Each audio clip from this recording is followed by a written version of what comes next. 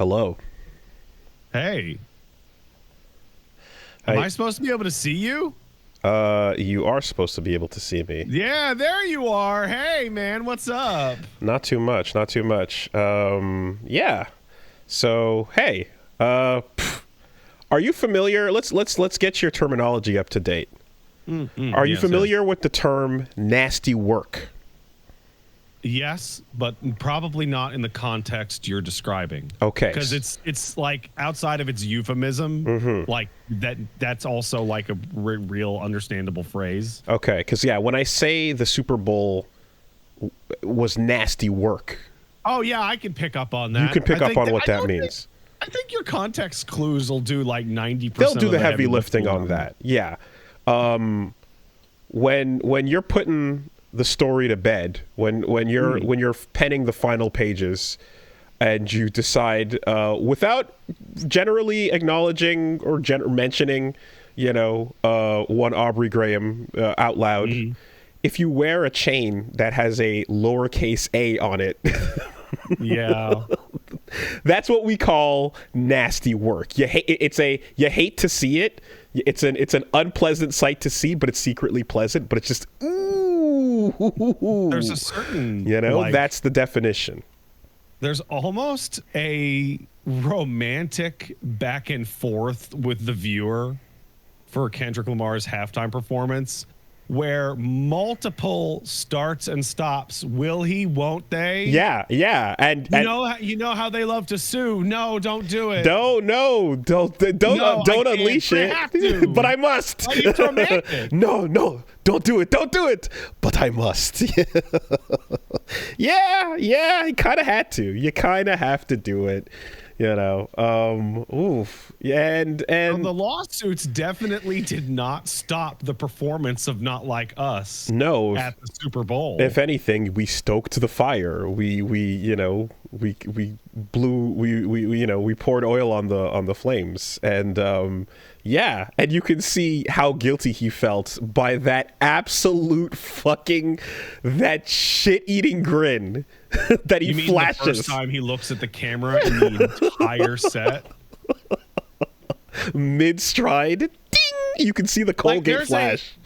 There's a pro wrestler level craft in consistently avoiding the handheld camera and the hard camera with your eyes for 10.5 minutes during a massive show, only to immediately snap and lock on. Yeah. For 1 second. And then also the music is everything is playing at its right boosted volume, but just for that one moment when it pans out for A minor, you can hear the crowd, because we all know what to do. Yeah, it's that's you gotta just pen the conclusion sometimes, and I'm looking forward to never hearing Kendrick acknowledge Drake's existence ever again. That'll be the best part. When that halftime show was happening, I saw a lot of people describing, like, if I was Drake, suicide could never be enough. I mean, and shit like that. Well, so I have to say that it's like, what's going on? Everyone is posting the memes about him like throwing the TV and freaking out or whatever. It's like, but wait, what's going on? Where is he actually? And it's like, he's sitting in his house, like grimacing. No. Mr. Graham is as far away as possible. He went to the other side of the planet. Oh, is that true? He's in Australia on tour. Oh. He booked a tour on the as far down under the ground as you can go. That's pretty funny. Apparently, he's got a new album coming out, which makes this timing just hilarious. Impeccable, really. And that's what I want. Yeah. Right before the new big thing. I want a worldwide audience laughing at me. And so while everyone is just like, oh my God, I can't believe this is happening, exactly as we knew, I can't watch, as you peek through your hands, I have to say, a little bit deep inside, I got a little bit of a messy bitch inside me, though, right? I got a little bit of that, like, Ooh, I want to see what's going on over on the Drizzy subreddit, though. Oh, dude. I want to go see what they're cooking. You know, like, let me just get in a whiff of the copium for a minute, because I've caught them before in these moments, and it's incredible. It's always premium. So I decided. Oh my God, is it actually the Drizzy subreddit? Oh my God. Yeah, you don't go to r/Drake. You go to r/Drizzy. And I needed to know. I'm like, let me see the fucking mess. What the fuck you all getting up to down here? And it is so much better than I hoped, because effectively what you have is like the people that were brought in to the genre by Drake are the diehards that will never leave his side, because to them Drake is hip hop and there's no difference between the two, right? And these are the ones who, to this end, are like, nah, ride or die no matter what.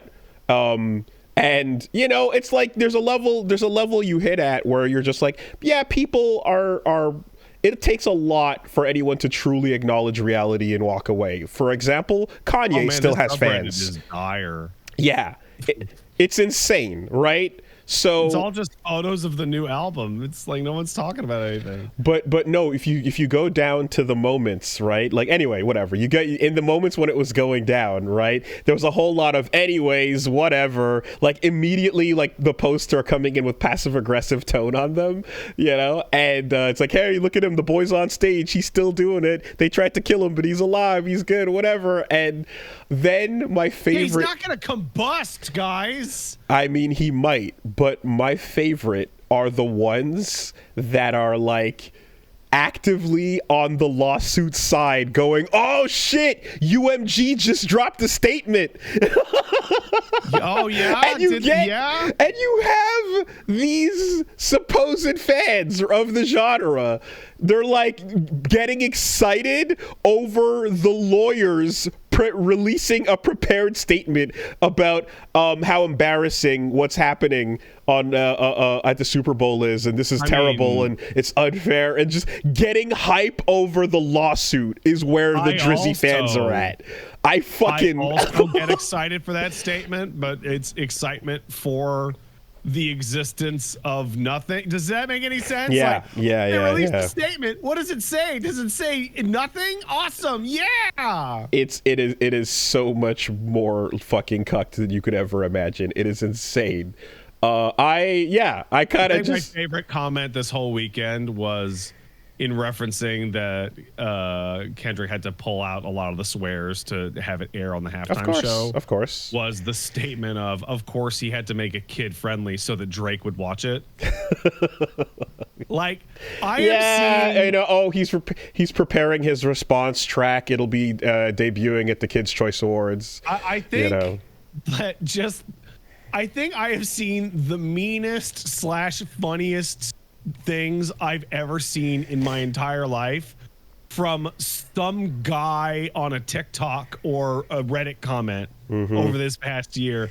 Just genuine, amazing work is being done out there. Good bits, strong bits. I think I'm enjoying in particular because the thing about the Super Bowl is that like you're hitting like the widest possible spread for like North America, right? And that's where any story or anything that has not been mainstream, like Kendrick being one of the most influential artists and like basically being on top of the game at this point, winning all the awards, just now, none of that actually means that like at large America's gonna notice. Like you're but right? The Super Bowl is not just America, it's worldwide. Everybody watches a whole lot now. But just like, but Midwestern dad is not gonna catch wind of any of those things going on, you know, or know what's happening. So when the response afterwards was some folks going, this was boring, I didn't know any of these songs, here we go, it's just another rap year or whatever. 5 years old. But what I'm seeing seeing is they're like, that's what I said, and then my kids explained to me what the lyrics were and what was happening, and holy shit, this is nuts, right? So like the update to the bored dad post being, oh wait, what? That's what that means? I love that. I'm particularly enjoying this new stranger things that you refresh see every year at the halftime show is older people going, I don't even know who this artist is. And it's like, if music was still following its correct trajectory, once you hit 50, none of the bands you like should have any living members anymore to perform anyway. So why would you ever complain that they're not at your show? Yeah, I mean, I think well, you know, the different artists over the years, there's been well, I mean, there used to be just an old like Disney-ish halftime show legacy, and then for a while it was kind of like, hey, the general audience of people watching the game, these are the things you remember from your childhood, and then you fast forward another 30 years and you're like, okay, what do people listen to? What's current? What's going on? And in some cases it'll be like, what are people that are not watching the game going to tune into? You know, well, the biggest, hottest act of the current year. Sure, and so you can get that, or you can get The Weeknd stuck in a labyrinth. You know? Yeah, man, next year they should get Nirvana to fucking play for the Gen Xers. Oh, let's go! Right, yeah, fucking get them up there. Bring the jeans back and everything. No, but yeah, it was a nice set list. I particularly enjoyed starting on the GNX, you know, and then what was tricky too, that like just in terms of the music that he played, was like he just performed with all the hip hop goats the previous year, so to do another set list and not cover any of the tracks that he already did, right? So that he had to kind of avoid everything he already played, and so he did a pretty good job doing so. And I'm super glad that, like, well, one, you get the fucking Uncle Sam bit, right? You know, Sam Jackson leaning in, getting all that Django energy, you know. Yeah, I think at first I was like, oh, it's like a game of tic-tac-toe, and then I was like, oh no, wait, we're doing PlayStation controller. No, that is a PlayStation button shenanigan. Yeah, and the whole and you set all of that up to go like, yep, this is like life is like a video game, and also that on the closer you can have game over, where it's like he said in the preview, there's no retries. You know, Uncle Sam said -1 life, and it's like, yeah, this is done. Like any attempt, like it's not like the whispers of an attempt or the saddest shit ever, but now actually just hold it and yell at the judge. There's no firing back in any respectable way here at all. Your Honor, he was very mean to me. I really like the hilariousness and just the warmth in your chest that you get from all this. I have to say that it is a lot, but I started feeling like just a sense of, it didn't have to be this way. Why did it turn out like this? Like, it did. I just started feeling like if you had a modicum of self-awareness, this all could have been avoided.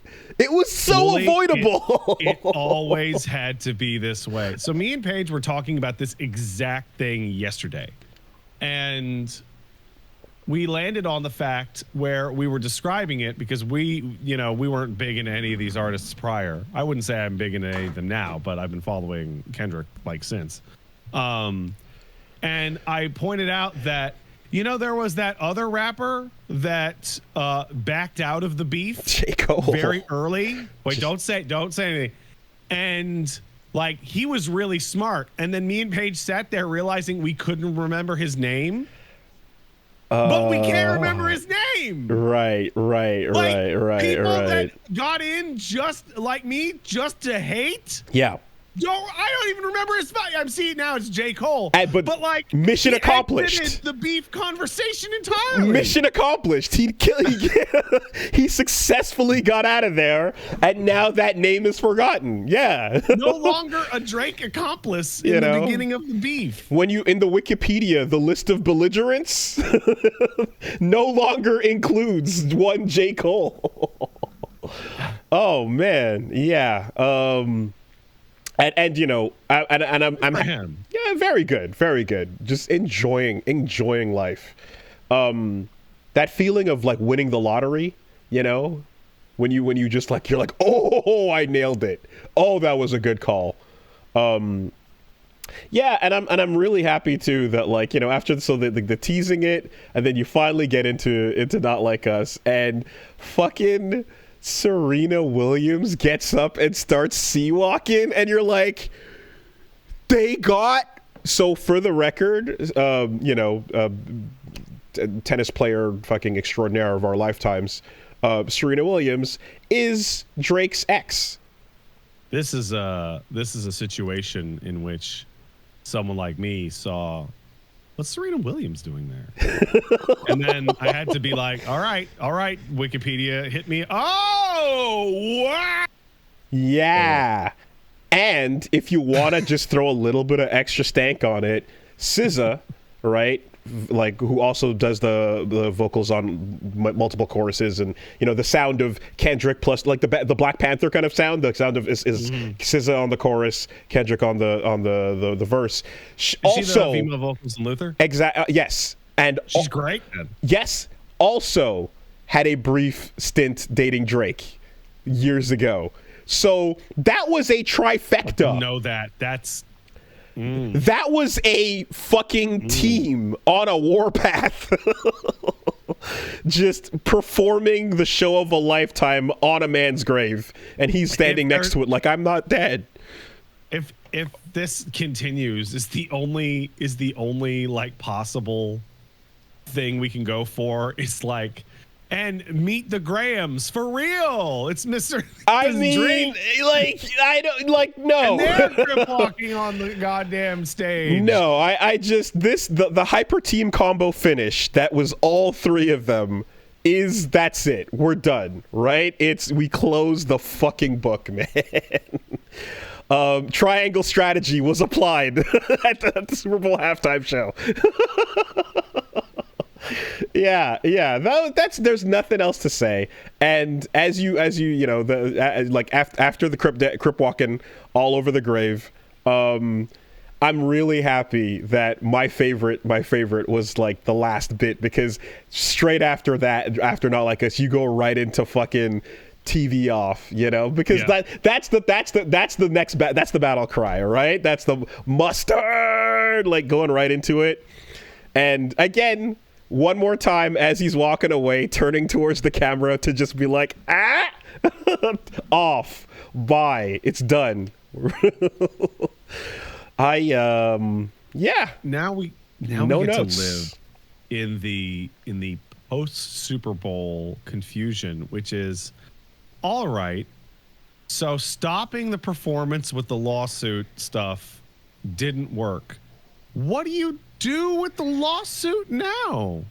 If you drop it now, it'll be so obvious that you just got bitched out even harder than, like, you got bitched out so hard you pulled your papers off the desk.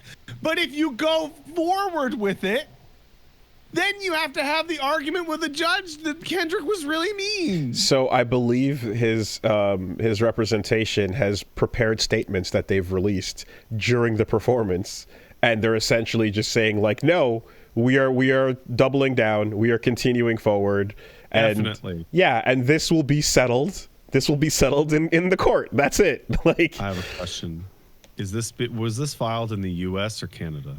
I'm pretty certain we're talking U.S. That's great, because Americans, it's a lot easier to watch what's going on inside their courtrooms, and like, you know, there's a lot of content creators out there that just go through, like, there's I think her name's Rebecca on TikTok, this blonde lady. She's a lawyer who just goes over iconic court transcripts. Okay. I would love to see people go over the court transcripts of this lawsuit when it hits a courtroom. Oh yeah, that sounds like a fucking hilarious time. It's just gonna be fucking exactly just Interscope emails and whatever assault, whatever, like any feelings. Rev for the rebrand. That's the lady. She does good work. Any feelings that he's catching right now are being redirected into legal, you know, because that's the only outlet for them. Legal doesn't get you feelings, man. Like, you're not gonna get closure from this from the court. there's no human being has been in this place before. Like, this is a new type of human being. I think we need to establish that this is a new type of person. You know, we don't know how this plays out. Oh. Like, it's the you know, there's a lot of artists that self-destruct and like pull themselves out of the equation. This is a case of like the door being shut for you, and like no one's like, you can still stand on stage and like sing into a microphone, but yeah, like, sure, who's gonna stop you? No one's gonna, you know what I mean? No one's stopping you from doing that, but just the social contract has been signed.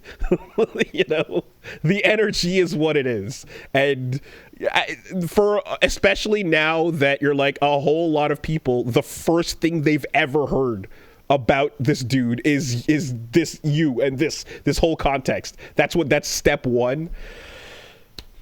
Yeah, more people now know that Drake likes him young than knew who Drake was on Saturday. And it's crazy because Drake has been a thing for like just radio for decades.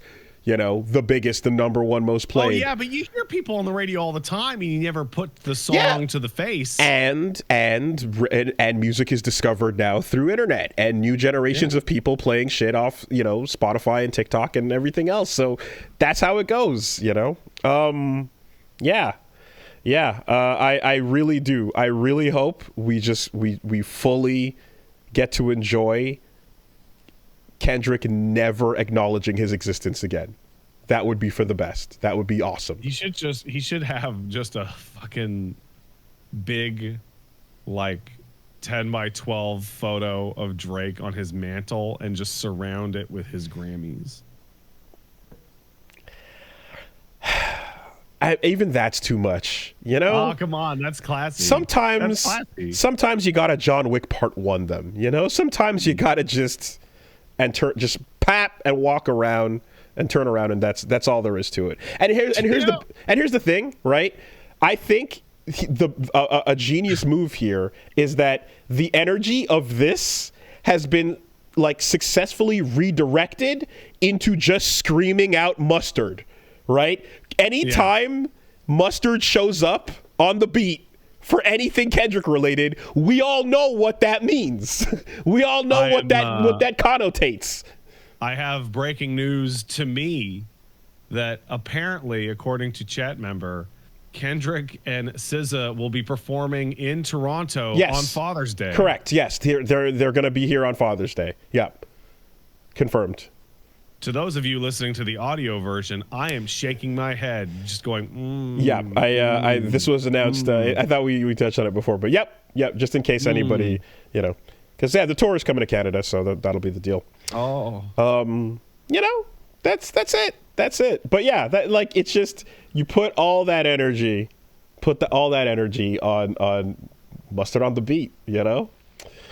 Well, like, at some point during this process, so, you know, while you were talking, what you said slightly earlier about how it didn't have to be this way, and I said it did have to be this way, it, like, you reactivated a thought in my brain, which was like, Drake's ego is so out of control because this whole thing started with, I'm the best. No, I'm the best. Like the single most common bragging disagreement possible. If you were a normal human being, you would have processed that for the lighthearted jab that it is and taken it as a means to excite yourself to work hard and to make good music. It's a challenge. That's it. It is a lighthearted challenge to say, yo, bring your best, bring your A game, because I'm going to bring my A game. That's all. And you can't process that because you're insane. So here we are now. Won't do it. Oh, boy. Yeah, good stuff. Good times. It feels like good in my chest.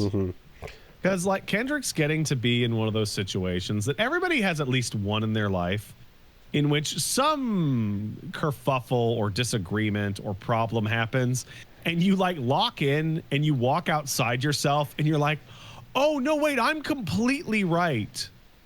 I'm not even being arrogant. Like, oh no, I'm just completely 100% in the right on this situation. Yeah, the assessment. I've been given the mandate of heaven to act how I will. No, that feeling that folks like I have had about Drake for years is being, it's cemented. It's like, yeah, you were correct to feel that way. In fact, what you checked out years ago because of this shit, you were right to do so. And then you just like, yeah. It's so warm and the angels fluttering through my lungs. So it's nice, you know? And did you know that a football game happened as well? I do know that a football game happened, and I do know that, how about that? Sometimes the Super Bowl is fun, and sometimes it's a one-sided, complete fucking debacle. There you go. Which is like god awful to watch. Go Birds. I think like getting to like I don't know what the deal with the way the NFL, because I don't know shit about American football or Canadian football for that matter, but I don't know about football. I don't know how the playoff situation reaches the Super Bowl. But like, I think it's fucking weird that I've heard like a couple years of the past, decade, that it's a like complete one-sided fucking mismatch. Stomp fests. Yeah. Like, how does that happen? Well, AFC and NFC champ, like there's two divisions that like eventually the best teams in those two divisions kind of come together.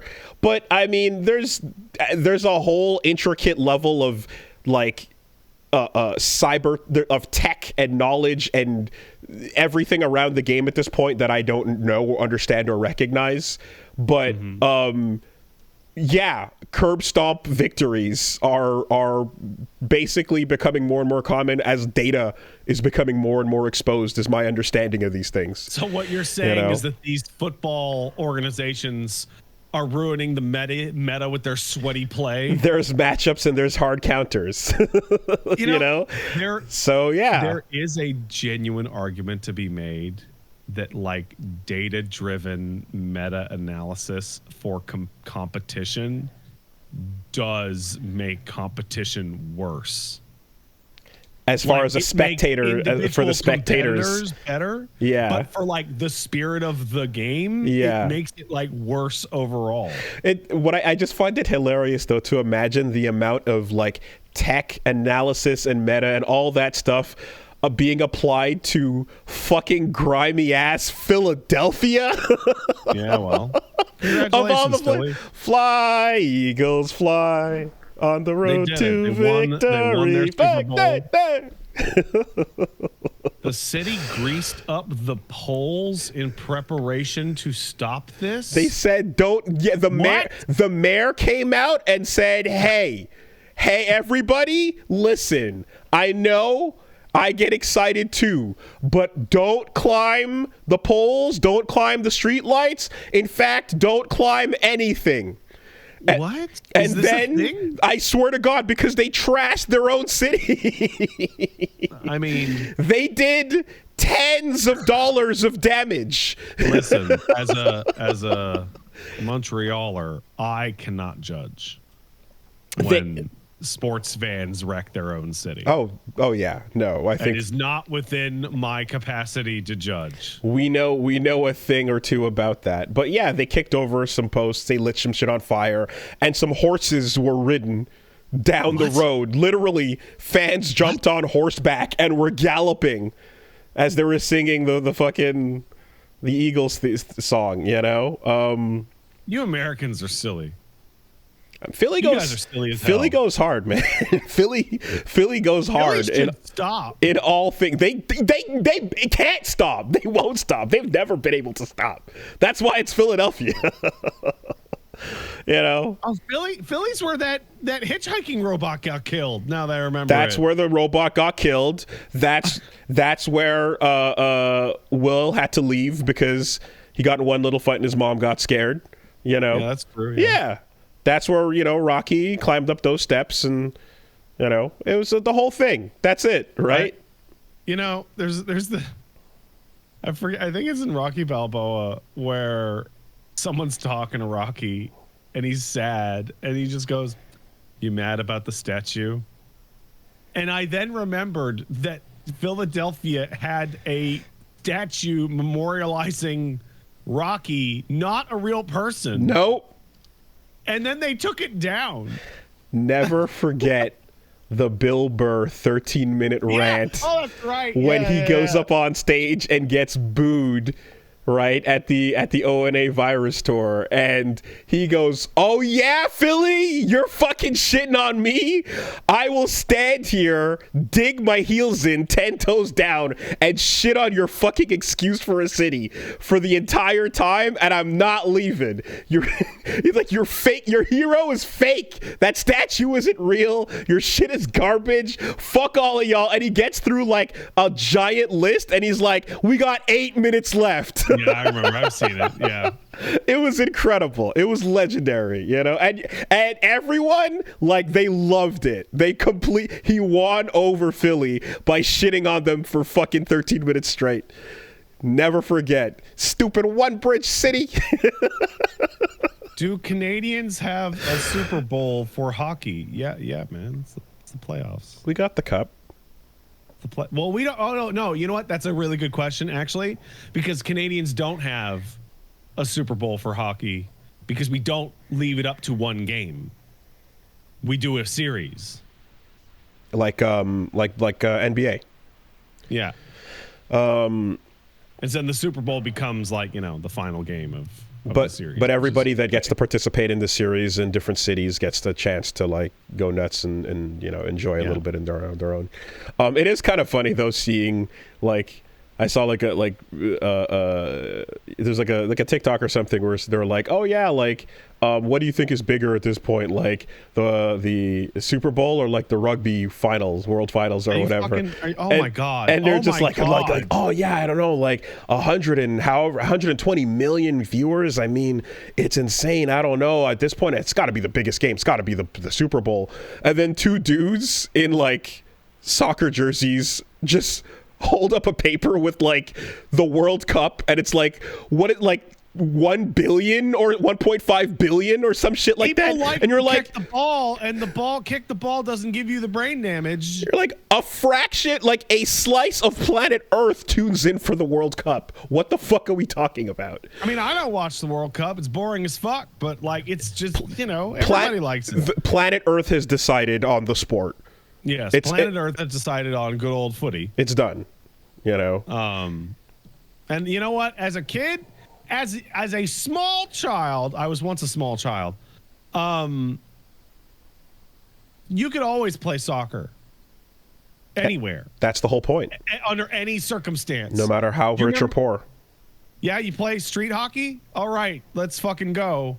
Let's find the only places available to play street hockey, which are in traffic. Well, first of all, even there's your first problem. Second, let's make sure let's play in a way where neighbors are cool with the idea of their car getting dented the fuck up every time a slap shot goes awry. Yeah, you need sticks. You need all the. Obviously, you get a wall, you get two rocks, you get a ball. Call it a day. So. Come on, guys. Nearly dying playing street hockey, like every time I ever played street hockey. It's a bad system. It's fucking terrible. Never really played it. It sucks. The experience of playing stick hockey in the street with the neighborhood kids fucking sucks. It's terrible. It Like- is way better to just get a baseball bat and a baseball and just go fucking hit balls at the fucking, you know, your local park. So I have wholesome memory association with the concept of seeing kids in the streets playing and having fun in the summer. And I'm Yeah. like, oh, look at those kids doing their thing. I don't want to be near any place where the fucking ball can come crashing through the window or fucking up the car or some shit. A hockey ball isn't gonna crash through anything. But like, I'm just thinking about Yeah, how, but that one shit kid is swinging at full speed and like letting man, it's like it's made out of fucking rubber. Come on. But or even the hockey stick itself hitting the car. Now we're talking. Now we're talking. I think at the end of the day, like if you had to put like a single defining point, you don't play street hockey with a puck, guys. No, you can't. Oh, are they actually saying that shit? Oh no! For the love of Christ! Oh no! Americans, you Come play. on! Come on, America! Nice. All right. But I think the defining thing about like why street hockey sucks compared to just playing football is literally every game of street hockey I ever saw, not even participated in my entire life, mandated that blood would be spilled by the end, because the nature of what you're doing means that you are going to fall and you're on pavement and you're going to scratch your shit up and blood will occur. Go look at old photos of goalies from like the 70s. Yeah, when they were cool. When they were cool as fuck. When they weren't fucking pussies. God damn, man. Looking like you're coming off the assembly line. Teeth, split face, eyes fucked, like... It's good shit. Cauliflower face is a pretty good way to put it. Heroes. What protection? You mean this little strap of leather I like wrapped around the top of my head? Yeah, that'll do it. That'll do it. Anyways, there you go. That was good. What's been going on with you this week, man? Oh, not much. I was gonna say you jump in. Oh, I'm gonna jump in. Okay, so let's start with something that's been a long time coming, and it is kind of embarrassed that it took me this long to do it, but I did it. I got this sticker. Hey, L for loser. I have a big L. Put it on your chest. The biggest L of all. I'm almost 40. There you go. So now I will go drive car. Good for you. Yes, thank you. I have commenced the process. Yeah. Yeah. And we did like a fucking we're gonna start driving podcast announcement simultaneously like 18 months ago. Yeah. And when I actually sat down and was like, I'm gonna read my book, it took like 2 weeks. But I'm lazy.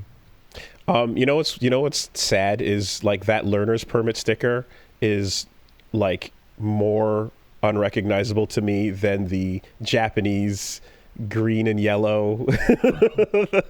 Give me a bro. The fucking stupid. Bro. Come on. Oh my god. It's bad. It's bad out here. Bad. It's very bad. You need to go outside. It's not good. I'm not saying that it's good. So hey, Wolves, when you go and get when you do your L test, I have a piece of information for you that you would probably appreciate, which is if you pass, they're gonna take your picture right then and there. Oh yeah. Which I was not planning on. Oh, did you have that? I had that like because when you go to like take your passport photo, for example, and then it's like, okay, let's go, and you're like, oh yeah, right now, true. I thought I thought I was gonna get like a fucking you passed in the mail. Right. Yeah. No, it was like, all right, saddle. I'm like, oh, I gotta pat down this bald. And you know what? That photo is what they need to identify you as, because that's how you look on a regular day. True. Yeah. You know, you wandering down to the for Americans it's the DMV. For us, we have here it's the SAAQ. I don't know what they got out there. No, it's the SAC, isn't it? SAAQ. Oh my god, it is the SAAQ. God, that's so awful. What? As Quebec? Quebec? What the fuck? You know. Do you want to go down to the SAQ before going down to the SAAQ? Don't do that. Don't go to the SAQ where you can buy alcohol before you go down to the SAAQ where you get your driver's license. No, you go down to the SAAQ first, then you go down to the SAQ. I see. That way, you're not tipsy. Société des Alcools. So I tell you what, one of the contributing factors, I don't know if I talked about this last time, but have the baby. I should probably know how to fucking drive. You should. Right? That'd be good. But the other thing is that when I'm like, yeah, I can't drive, I've been hit with the look, and I thought the look was shame. I thought the look was like, man, this guy can't even drive. Like from people that we know kind of thing. Right? That's not what that look means. That look is, oh, he's got DUIs. What? Okay, that I can tell. You know when you can tell? That's got to be people that don't know you very well. They don't know me that well. No. Okay, that's pretty nuts. No, because I would say that I never okay, here's the weird part. For me, everyone that is from here lives this experience, so we all get it. The first time I got the weirdness you're describing was from talking to the internet here, because if you live in the city, you realize how driving is, how insane it can get owning a car here sometimes. And someone like Reggie kind of existing, where I'm just like, hey, what has your life experiences been like? And you're like, oh yeah, no, same kind of thing. And I'm like, okay, cool. Why would I ever need to drive a car? It is a different thing here. If you happen to be in the city as well, if you're coming from the West Island or further out, then yeah, that makes more sense for sure. I remember we had a friend of ours that we'd be like, hey man, we're gonna go see the movies. And he's like, okay, hold on, let me go find a place to park. Yeah. And then he'd be like an hour late. I mean, poor Min, like I've said, he's had to leave the office while we were working to go home to fucking pay for extra meter time to then come back to work. It was brutal. But anyway, it's still a skill that's very useful to have, but it's just very common that when you live in a really walkable city, there's a lot of people like me and my friends that grew up that were like, we walk and or grab the metro or bus to go anywhere we want to. We bike where we want to. We grab the city bikes. People just move around very quickly and easily. It takes about 15 minutes to get far places, 5 to get close places. So, that's the pace of life. But I tell you what, though, there is one thing about the L that I did not like. I really did not like. So you have to pass 40 of 50 questions, but then the test just ends once you've answered 40 correctly. Oh.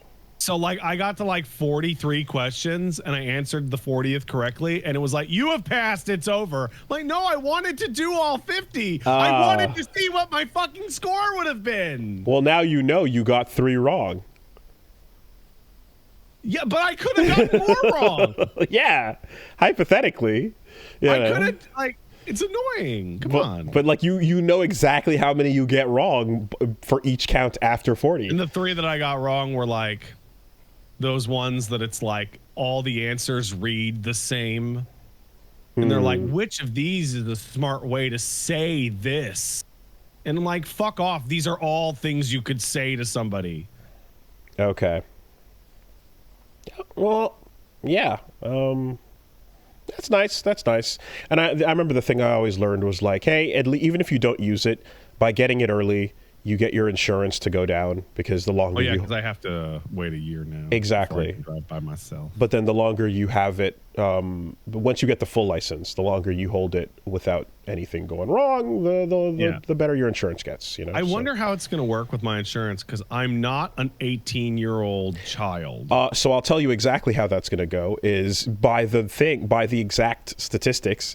If you are in the 18 to 25 bracket, you are 80% of the accidents that occur. It's insane. I'm well aware of that. And then the moment you turn 26, you drop down to where the rest of the population is, which is very, very squished at the bottom. And then when you're in the 55 or 50 to 65 range, you're actually the safest. and then the moment you turn 66, you're dangerous again. Yeah. Hey man, listen. You know? Think of how much cooler we would have been if we were breaking the speed limit while driving when we were 20. Sure. Yeah. That would have been very cool. Everyone would have thought you were the raddest. And that's right. And the type of vehicle you have determines that attitude as well. And the color of the vehicle determines that as well. Yeah. Like, it's so nuts that it's just like, yeah, insurance says we don't know why or care, but red cars mean we're going to charge you more because by the numbers, people in fast red cars crash more. Well, because red cars go faster. Yeah, sure, you know. But they do. But just like that is the color of impulse. Yeah. I think there's something that we failed to mention earlier, which is like, yes, Montreal is an incredibly walkable city and subway-oriented city, but there's something else that really contributes to not learning how to drive if you grow up or live in Montreal for a while, which is you walk down the street and see 10 minor accidents in a 30-minute walk and multiple pedestrian almost fatalities and cyclists fighting people. And you go, I don't want to enter into this world. You know, tabarnak, I can't. So what if I can't turn right on a red light? I can go right through it. Yeah, that's the classic. Mm-hmm. But yeah, no, like, you remember that place I used to live where next to the metro station there was that red light that just had a cop parked next to it permanently all day, every day because every single day people would just sail right through that fucking red light like they didn't give a fuck. It also doesn't help that like potholes that people are speeding past are like dropping it so that the bottom of the suspension is hitting the pothole as it comes out. Someone in the chat asks a fun question. Oh, you guys can't turn right on red? Oh, no, you can turn right on red. You can turn right on red in Quebec. You can only specifically not turn right on red on the island of Montreal. Not on the island. Anywhere else. Because Montrealers can't be trusted to not to turn right on red. Too dangerous for pedestrians, man. Too dangerous. Can't be doing that shit. Awful. We gotta save lives and just say, you know what? Nah. No, don't. You can't do it. Mm-hmm. Well, because if you allowed turning right on red in Montreal, I think the first thing that would happen is that like people would be turning right at stop signs into one-way streets. Yeah, well, it's one of those things where you're like, this is up to the driver's discretion, but a lot of discretion of drivers on this island is dog shit and cannot be trusted. It's not good. So we will not be letting this be up to the driver's discretion. No, you are not trusted. That's it. You can't do it. Too dangerous. Not allowed. Mm-mm. And you know, again, and here's the thing too, because we're also a pedestrian city, there's more pedestrians all over, right? Like imagine. I mean, like there's the risks are not just the crazy driving and stuff. It's also there's a lot more people about not using the roads to get around that you can hit. Pedestrians in Montreal don't believe in crosswalks. I mean, we have little versions of Shibuya popping up all over downtown. Those painted lines on the street mean nothing to me. They're suggestions. They're suggestions, Pat. Anyway, I talked about the video. There's the channel Not Just Bikes that did like a big analysis. Most of that. It's quite interesting to see an outside perspective on it because it's like, yeah, as far as like this city goes compared to North America, it's way more interesting and like it's got a whole lot of friendly passages for like pedestrians to move safely and not be, you know, crossing anything that dangerous. But then you get out at fucking Namur. I forget what it was called. It was like traffic islands or some shit. Yeah, you get stranded in between and you're now in a Death Star trench of cars going back and forth. Areas that a pedestrian can be shuttled to or walk to, but cannot leave. Oh, man. Yeah, it's crazy how like in one fell swoop you get out at a door of a station and to the left is a park and a bunch of closed streets and amazing walking and to the right is just absolute hell. You know. Crossing fucking like 8-lane stroads as they're called, street roads. It's an urban planning fucking disaster in some cases and miracle in others.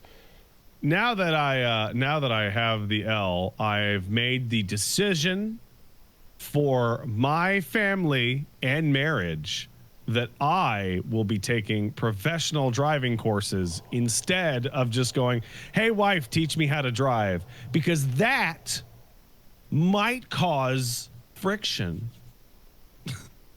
It's possible. It's possible. Yeah, I can see that. That could cause a slight degree of friction. I can see that. Wooly says he loves Montreal, but everything he says about it sounds like a shithole. Listen, That's how you love things. If you can't shit on the place you live a little bit accurately, then I don't trust you or believe you. Like, it means you don't really live there. You probably don't actually live there. Having been here, I can tell you top to bottom what the fuck is going on, and it's real shit. You know? Yes, and there is absolutely a ton here that I am all about and love. In fact, well, actually, yeah, there's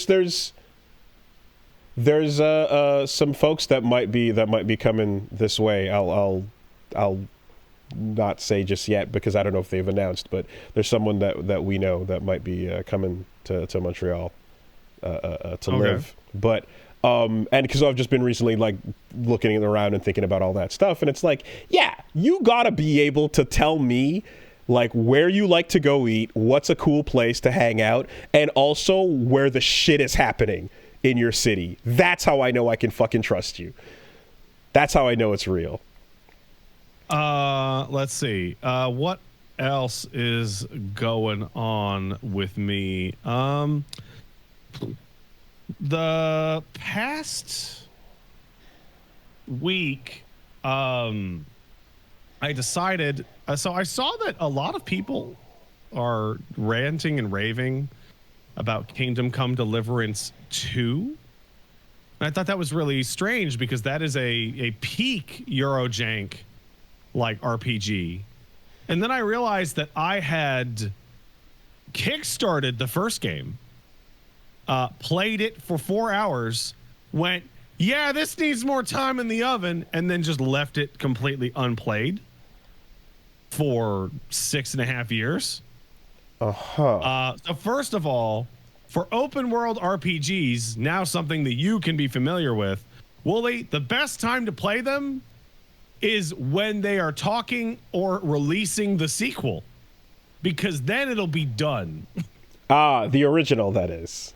Right. So like Cyberpunk, is it done? They patched it like a couple weeks ago. After I started. After my first, come on, you waited so long. After my first session, there was a new patch with new content. Yeah, you waited so long, and still.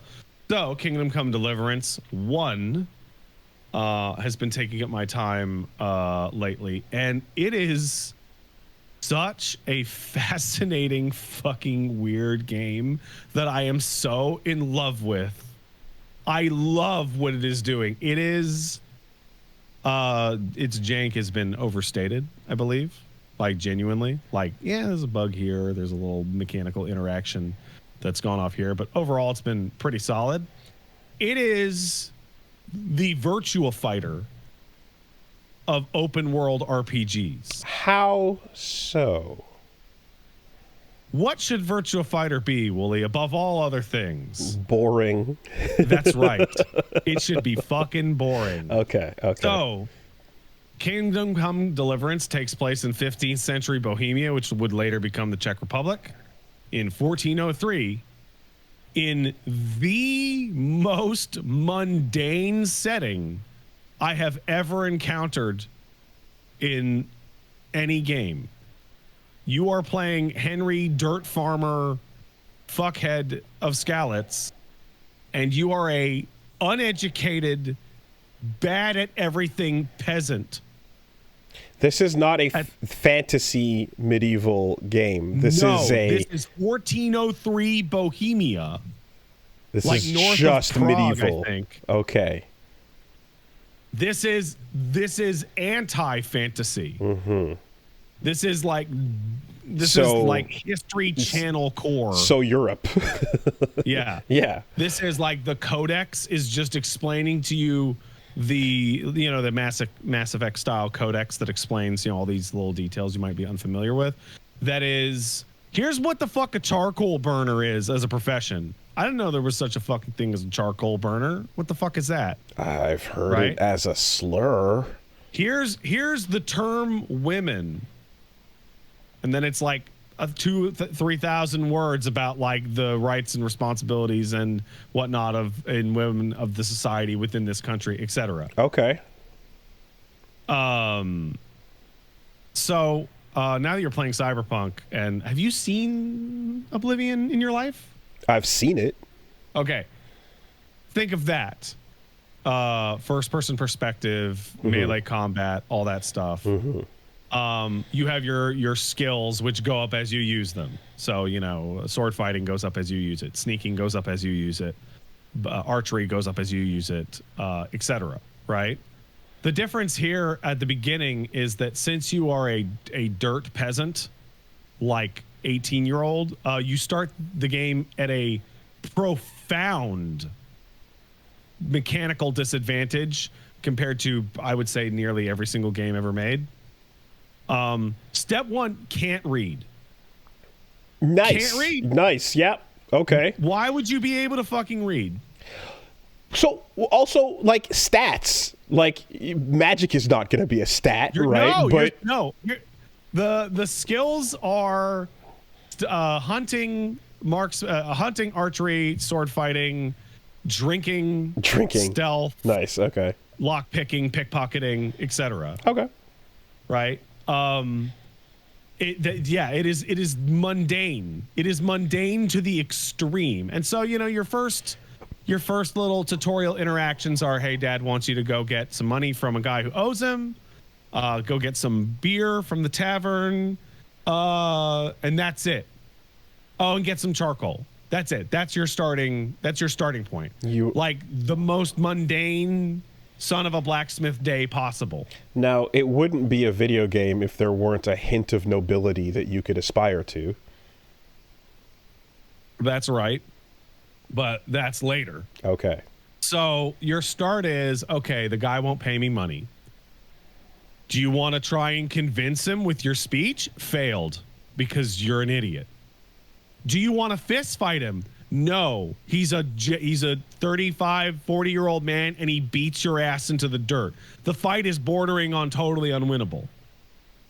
Okay, I'll go talk to my friend, and I'll get a lockpick, and then I will go and try and sneak into his house and pick the lock to get some of his money, right?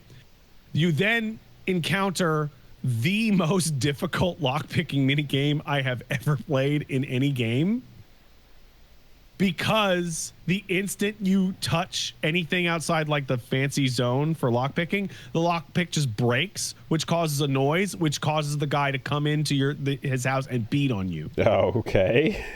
And the reason why is that when you are below level 5 in anything, you are not just bad at it. You are not just unskilled. You are an active threat to yourself due to your incompetency. Okay.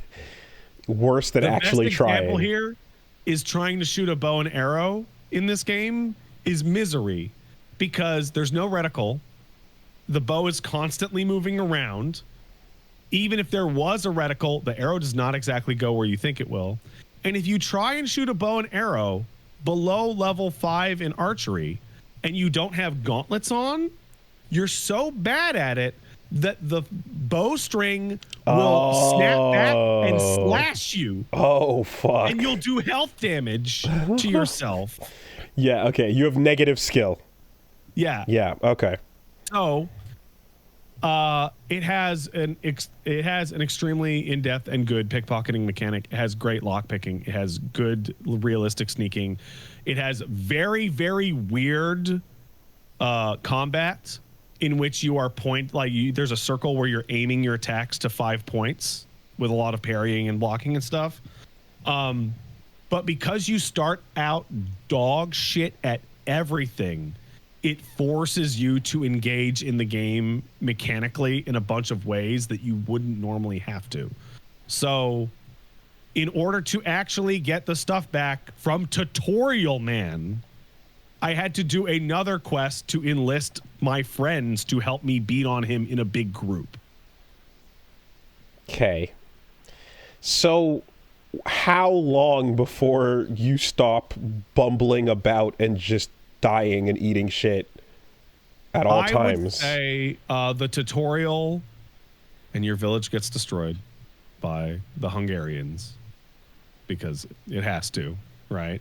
History. I would say it's about 5 to 10 hours before you acquire a certain level of generalized skill in enough things that you feel like you're a capable character. There's a really interesting thing that happens with this game, and I think it really sums up the experience of how you would have to take it seriously. So you can't fight for shit. There's early combat in the game, and it is incredibly difficult to the point of being impossible. So run. Don't fight anybody. You can't beat a soldier. You're a peasant, right? At some point, you are offered a man-at-arms will teach you how to fight. So you go and do the fighting tutorial, right?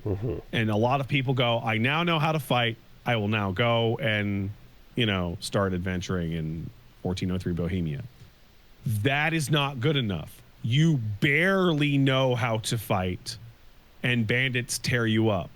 The thing that I did, which is apparently the smart thing, is keep practicing with that guy for like 90 minutes until you are actually really good at the combat and you raise your stats. Practicing as in you yourself are learning how it works, or your character is Both. increasing numbers? Okay. Both. Like with practice swords. Okay. Like you lab it out and how things work and how combos work and how the different attacks to different parts of the body work and all that stuff. Okay.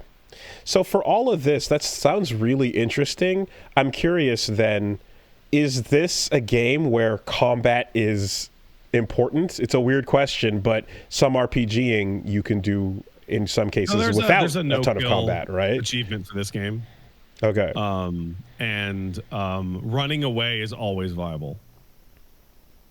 Okay. Outside of I think a single mandatory scripted fight in the entire game.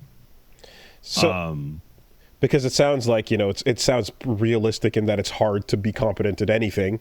So can you just become a really good after dinner raconteur that can talk your way out of trouble and So I've been playing. I played the game for about 43 hours, and I would say I have fought like 18 times outside of like a tournament that I join, like Bandits on the Road. Like it is there are like 5 to 10 hour stretches of no combat at all. Okay. Depending on what you're doing, which meant that I would be doing something like breaking into people's houses at night. Doing quests going here and there, and the quests are a really good example of where this game shines because the quests are like hilariously mundane. They are like laughably simple in context. Hey man, the refugees are starving. Can you get us some rabbit to eat? Is one of the first quests I acquired, which is very simple, except for the part where game in 1403 Bohemia is the property of the king, which means all hunting is poaching. Oh. So you go into the woods and wander around for like 15 goddamn minutes because I can't find rabbits for shit. And then you know what? I'm going to shoot the rabbit with my arrow. Fuck, it's really hard. It's really fucking hard to shoot the rabbit with my arrow. Okay, I've killed the rabbit. I now need 2 more. Okay, I've done that. Now I have to get back to town before this meat spoils. Fuck. Okay. And while I'm doing that, integrated hunger and sleep mechanics. Yeah. Where I'm now hungry enough that my stamina is shit. Okay. And when you get sleepy enough, your camera starts to get away from you. It starts to drift outside your control. And when you are real low on sleep, the screen will intermittently, like eyelids will come down over the fucking screen, and you will like kind of nod off and black out while you're walking around. Okay. So this is for like, give me a shitty middle-aged simulator. Yeah. I want a simulator. Dirt face life, just horrible. Everything sucks. A bunch of quests are timed, and they don't tell you they're timed. You're just an idiot if you didn't realize it was timed. Mm-hmm. So like, hey, we got to take care of those sick and wounded here. Well, I ignored that for a while because it wasn't on my priority. And now one of those sick and wounded's dead. Because of course they did. Why would they not die? They're dying of poison. And I guess like what is the pitch as to like where this goes? Do you become a knight? Far, I have moved from dirt peasant to squire. Okay. And kind of working my way up. Has the studio Warhorse, are they like a collection of ex-devs from something? I have no idea. Okay. I have absolutely no idea. So I'll use a different quest as like a really good example of like the kind of thing that this game does extremely well. Your local executioner is really pissed off because they're bringing in a out-of-town executioner for high-profile criminals, which is money out of his pocket, but it's also like personally embarrassing to him. Mm-hmm. So he goes, here's what we're going to do. We are going to sabotage the executions so that the guy they brought in from Gutenberg looks like a fucking fool, and then they'll never have anybody but me do the executions here, right? So step one is go to the local bailiff and find out what were these guys actually arrested for, which requires a speech check. Okay, I've gotten their names and crimes. Now, the next step is I have to go into the black book inside the bailiff's office and read the historical precedent of existing crimes and their punishments, and if they were a nobleman or a lowborn. So I broke in and I snuck in, and luckily I was able to read the book because I went on the side quest to learn how to read. So then you read, and it's a historical document of what types of crimes people get killed for. Okay, it's a hanging, it's a chopping block, and it's a torture kill. Okay, back to the executioner. How are we going to sabotage this? All right, we'll poison the torturing tongs so the guy dies right away. We'll blunt the sword of the executioner so the chop takes multiple tries. And we'll replace his rope with rotten rope so that the guy, when he gets hung, it snaps and he gets away. Yeah, okay. So now I have to go in the dead of night. It doesn't say go in the dead of night, but that's when people are asleep. To the executioner's camp, sneak in, steal the sword out of the chest, go back to town, use the grinding wheel that you use to upgrade your weapons, manually degrade it up on purpose. Oh, wow. Like fail the mini game on purpose. Okay. Then take it back, put it back in the chest that you found.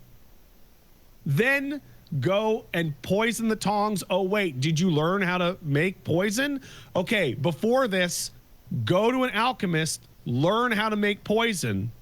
Then go through the alchemy mini game, which is literally it's run it at a boil, pick this, put it in, check the book, pick this, put it in, cool it to a certain thing, put it. Okay, got poison. Go poison the tongs, then replace the rope, and then he says, "Okay, great, it's done. Meet me tomorrow for the fucking execution." I go to the execution too early, and you can watch every single fucking peasant in town walk the like 2 kilometers to the execution site. It took them like 6 hours. So I waited in place and got so hungry my character almost died. Jesus Christ! It's one and of then the you get the cutscene of the execution. Yeah, this game is for a certain kind of person. This is and it is like it is. Oh boy, okay. Its mundanity is like belying the fact that you have to engage with every single thing mechanically. What would happen if you accepted? All really solid. What would happen if you accepted that quest but didn't know how to do any of those things? Then I would fail it. Okay. So the first point of failure wait for is you get the executions wrong. Yeah. And then the execution goes off without a hitch because you sabotage the wrong instruments. Okay. And then the guy who did the quest is like, "Oh, come on." I ran into a quest that had me try to find a new house for somebody, but I didn't like them, so I killed their extended family. And when I went back, my character had a dialogue where it was, "Hey, I found your extended family and they're happy to take you in," which I had convinced them. But then I decided to kill them. And then Henry adds then, "Oh, but they died. Sorry." And it altered the trajectory of the fucking quest accordingly. Like it is the most immersive sim open world RPG I have ever played. And it is jank and there are mechanical problems. And there are like all these little annoyances. The number one of which is they want you to change your outfit constantly because you don't just have like armor. You also have conspicuousness. Okay. It has a status for conspicuousness because the sneakiest clothes at night are all black. But if you are in all black in the middle of the town square, you're super sus. Next to somebody's door and you're covered in mud, they're going to be like, "What the fuck are you doing? Right. Get the fuck away from my house." I guess so. It sounds almost, when you're describing that level of complexity to a quest, it sounds almost like either A, this is a like meta quest with multiple parts to it, or B, it's expected that a lot of people are going to fail this and then you kind of just bumble past Depending on what order you would do things, it is expected that you would make like big mistakes a lot. Okay, and then once you fail, that's the state you're in, and then we keep it moving, right? Yeah. Okay, got it. Failure is expected in cases. Yeah, and it's like that's just how it goes, and you don't get the good reward and all that. This is the first one you're describing, right? This is the first one. The second one is a massive improvement, and the second one is a massive improvement in the way that I am so glad I'm playing the first one, because if I played the second one first, going back to the first one would be impossible. A lot of because I'm hearing about the second one just from its current and. I mean, there's things about like, oh, Unreal Engine is shit, and hearing about the director complaining about like that, which is on the docket somewhere there. The improvements overall are like, well, or rather, was the second one Kickstarter as well, or was it a? No, second one was made with money from sales of the first one. Okay. So it's bigger, better, etc. There's something really funny about the way the second game works, because the second game looks way better, but it also runs way better. Like, it's not just like it is visually a lot prettier. It is so much better optimized that the second game runs better. Okay. I saw someone say that like you have to take showers and you have to like you have to clean your clothes. So there's a survival game to that there too. Yeah. Okay. The smart thing that they did here is like, I don't know if so you haven't played many open world RPGs, but there's a tendency for something like Skyrim or Oblivion is people mod in hunger mechanics. Because that's like a cool thing that a lot of people want to interact with, and they mod in sleep mechanics. And what I have found in my time playing those types of mods is that they are horribly overtuned, and they are oppressive.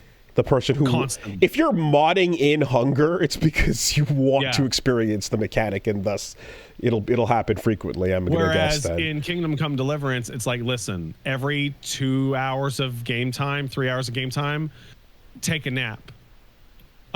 If you find food off a fucking bandit you killed, and your character is starving, fucking eat something. Yeah, I don't like that. I think I enjoy games where hunger is, or not hunger, but eating is for buffs, but not like it is mandatory.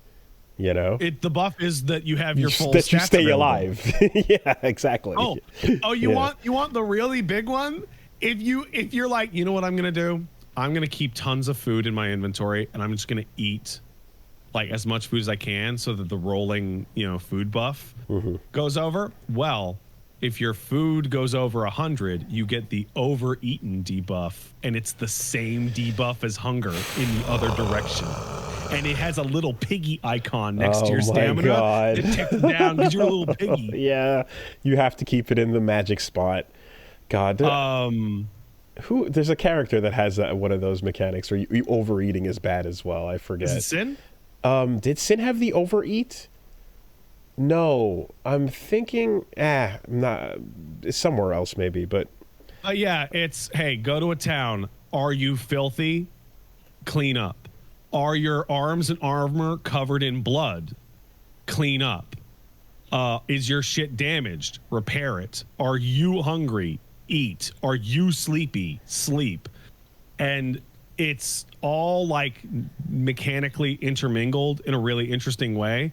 Probably the most interesting thing about all of that is that, hey, when you go to buy things or talk to quest givers, you will get a very negative reaction if you are covered in human viscera.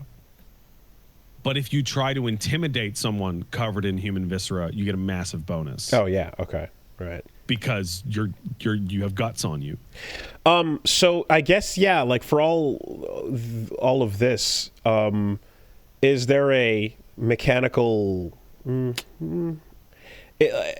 Because like I guess is the RPGing kind of like on a Baldur's Gate level where you're No. The RPGing is perk based. Okay. So Cyberpunk, Oblivion, Skyrim, and the perks are excellent. Like the perks are fucking fantastic. There are ones that jump off the top of my head is you can pick locks better when you're drunk, but it makes more noise. Okay. Which then led to me always keeping beer on my person. So when I wanted to break into a house, I would have a little Get a little lit before I would drink something. Which then led to me getting a level in drinking, which I then option selected for prefers beer. So beer gets me half drunk, but wine now gets me drunk twice as fast. Wow. To that level. Jesus Christ. And the various combat stuff, but also like, hey, is your character a savage? You get stat bonuses out in the wilderness, you get stat decreases in cities. Mm-hmm. What's going on with the save system? I'm sorry? What's going on with the save system? It's ink ribbon. So consumable saves that you must go find. And or you can exit the game and save on exit. Oh fuck. God damn. So, okay. All right. So all right. I have now played enough of the game. Wow. That I had modded the save system out and just given myself quick save. I'm now deep enough into the game that I'm going to mod it out and go back to ink ribbons or savior snaps for a couple of reasons. One, a lot of the crime systems only work on the assumption that you're just going to have to deal with the problem that you created. And the second one is that the save system is built to encourage your character to learn how to read and learn to brew the save potion yourself. With alchemy. Okay. But the other thing, and this is really important because the first game had some stops and starts on this. Originally, when the first game came out, you did not have save on exit. It was hope you have the fucking item or you're near a friendly bed. Or you can't turn the fucking game off. That is too far. Yes, that's insane. That is way too far. As someone who's gone through fucking save and hunger, fear and hunger, that takes it from wow, this is challenging to this is not fun. That's insane. Yeah, okay. The second thing is that the second game, from people that I've spoke to, you just find a lot more of them around. Like, it's still a limited resource, but it's not a precious resource. Mm-hmm. And to the game's credit, the reason I modded it out was because, well, open world games crash all the time. It has crashed on me once in 43 hours.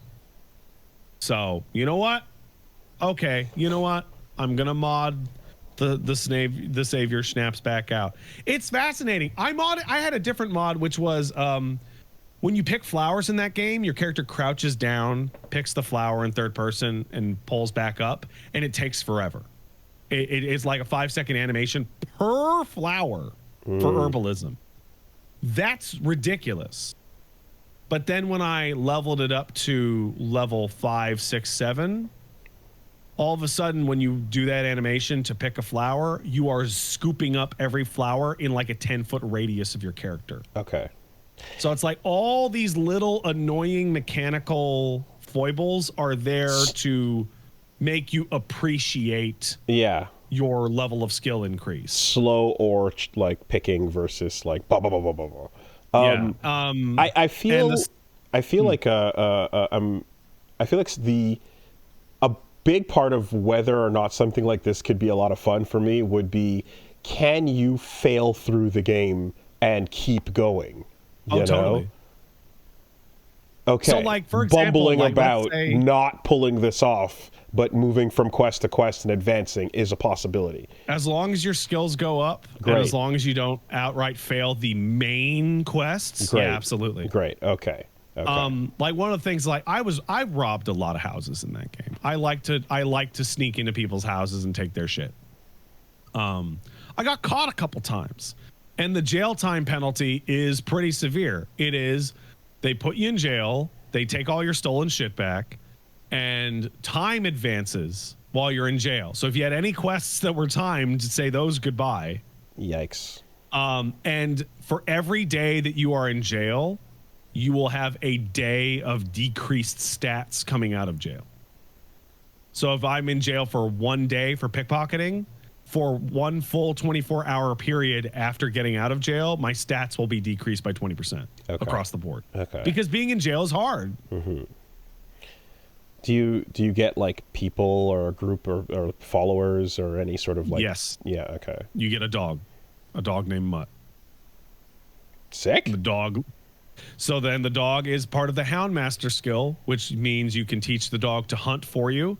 You can teach the dog to sick anybody that you want. My dog has now been upgraded to have an increased chance of bleeding. Sorry, like causing like blood loss on enemies. Okay, yeah. Probably the ballsiest thing the game does is the combat is really difficult, because it is a 1v1 combat system where tons of enemies attack you simultaneously. So like when somebody comes at you, like the camera like first person locks onto them, and you have your radial window for like attack their head or attack their feet. But his friends are coming around to like attack you from the side. So large group confrontations have you kind of unlocked, and you are always backing up going as different guys are trying to get outside your field of vision. And it looks really, it's really frantic, and it works really well for like, this feels like I'm being jumped by a bunch of goons. In For Honor, so when you're dueling somebody until I can, bot one. In For Honor, when you're dueling somebody and like some shit comes from left, and you're like, yeah, you have to unlock. Yeah, you're like, oh god, it is just like that. Right. It is just like that. Nice. It is a fucking cool game that I would recommend to tons of people who like an RPG with a lot of mechanical depth. This is way more in-depth mechanically than CD Projekt's games and Bethesda's games. Like, all the systems intermingling with each other is fucking fascinating. It is awesome. Is it mainly about the mechanical elements of it, or is there like a story or plot? There's absolutely a story, and the dialogue and the writing is absolutely like very interesting and very well done. It's also like hilariously mundane. Okay. Because a lot of this is about the mechanical depth, but I'm curious if it's compelling, you know. Oh yeah, no, Henry's story is very interesting. The core premise of the game is that you built a really nice sword for the local nobleman, and then a local army attacked and razed your village, and in the ensuing chaos, you got your parents killed, and you saw the guy who did it, and you lost the sword that you forged to a bandit. And the main quest is, I have to get that goddamn sword back from that bandit, but I don't know where he is. Damn. You even have like the guy you made the sword for going, dude, it's not important. It's just a sword. And your character's like, no, I have to get it. It's important. My dad made it. And then you have to do things by a certain timeline, otherwise history happens. Yeah, well, history's gonna happen. Yeah, like it's in like a conflict of powers in the Holy Roman Emperor in 1403. Oh God, not the Holy Roman Empire. God. Yeah. Boo. One of the first things that you find is like a German guy arguing with some Czechs at the bar, and they're making fun of him because like, so which pope do you follow? How many popes do you guys even have right now? They weren't holy, nor Roman, nor an empire. Yeah, well, fuck that. I saw someone in the chat describe it as peasant Shenmue, and you know what? That's a decent sell. Good. I like that. I saw folks talking about how when I described it or played it, that it reminded them of Red Dead Redemption. So it was a little strange that my complaints about Red Dead Redemption 2 are not being echoed here.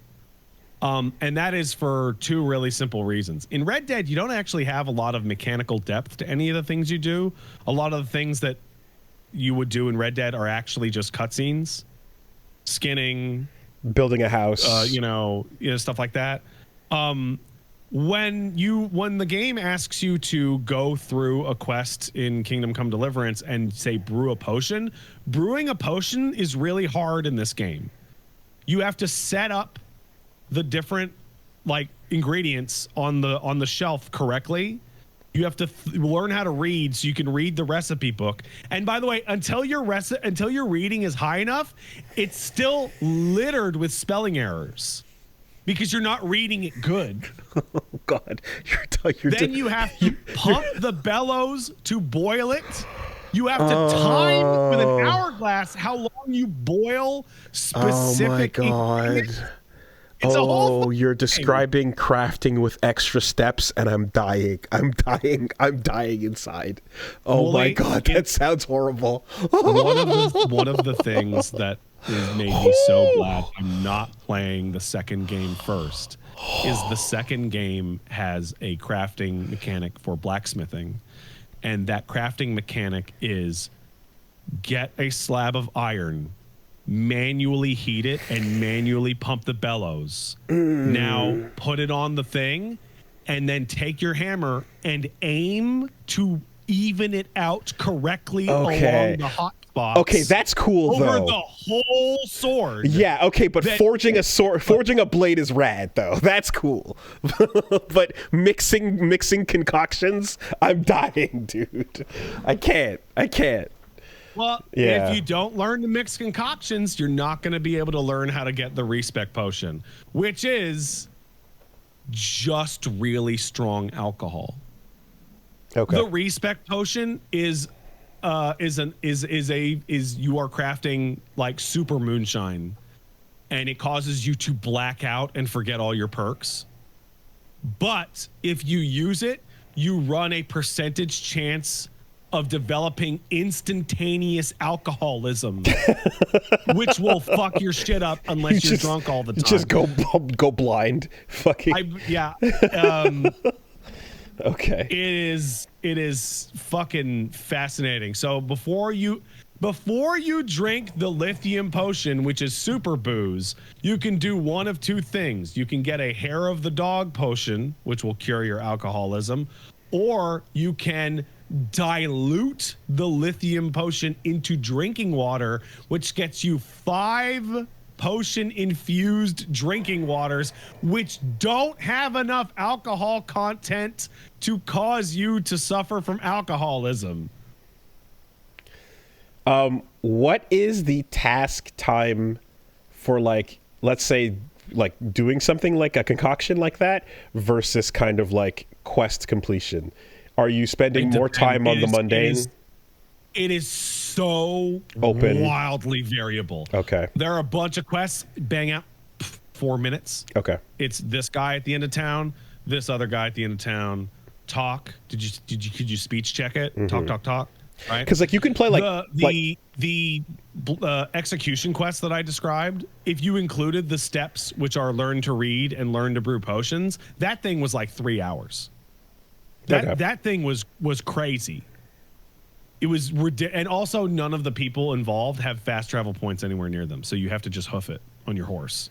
Is there any part of this that's like home building or construction or like stuff like that, or like settlement building? There's a DLC that added a town that you rebuild. Okay. But it's not a main game mechanic, though. No, it's not a main game. You're mainly just like getting tavern beds. And, okay. Friends will let you stay with them. Because part you can, like, if you like Pal World, you could spend all day just managing your shit, or you can go out. No, it is very much like go out and do, not stay home and build. Okay. It is so fucking fascinating. It is so interesting. It is like every single minute that I spend with the game, I am doing some interesting little piece of gameplay that I'm crazy about it. It's so goddamn interesting. It is such a cool game. It is also occasionally really mean. Like I got out of save rooms. I fucking fast traveled somewhere, and I in the middle of the night I got attacked by bandits and they pulled me off my horse, and before my character could stand up I had lost 60-70% of my health because they pull you off the horse and then they start beating you during the you falling off the horse animation. Because of course they would. And I barely, and I mean barely, like within a sliver of health, survived that encounter. And if I had not survived that, I would have lost like an hour of progress. So I was going to say, you go back to the last time you slept? The last time you slept, the last time you got your clothes laundered, the last time you used a save your snaps, which is the usable thing. So when I play the second game, I'm going to leave the save system alone. I think the game probably plays better with it intact. Okay. All right. What an incredibly cool game. Now I know what type of people are getting excited when I hear about this game coming up now. I would genuinely recommend that if anything about this interests anyone, to try it, because all the little pieces are interesting and fun, and they combine into a bunch of really, really cool and interesting ways. Mm-hmm. I think the bit about the executioner's like quest there sounds really complex, and that's probably the most interesting part. Absolutely. But I mean, I couldn't imagine every quest has that level of no, in depth, decision making. But it's this kind of thing where like very, very, very simple requests get turn out to be much more mechanically difficult. Right. Like I got a quest to weed a guy's garden, and it was actually really difficult to select the correct weeds. And then I ended up in my inventory with like 300 flowers that I could sell. Okay. It is fucking great. It is great.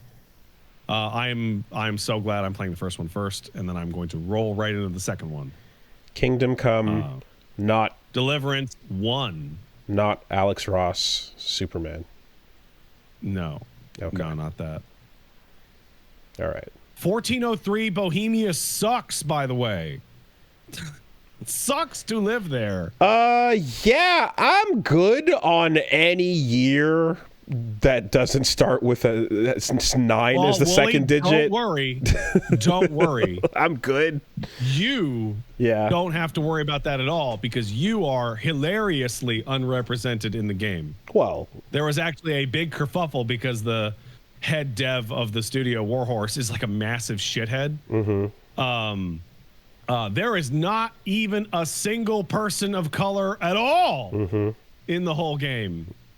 We're in that, which is weird, because like there's Turks in the story.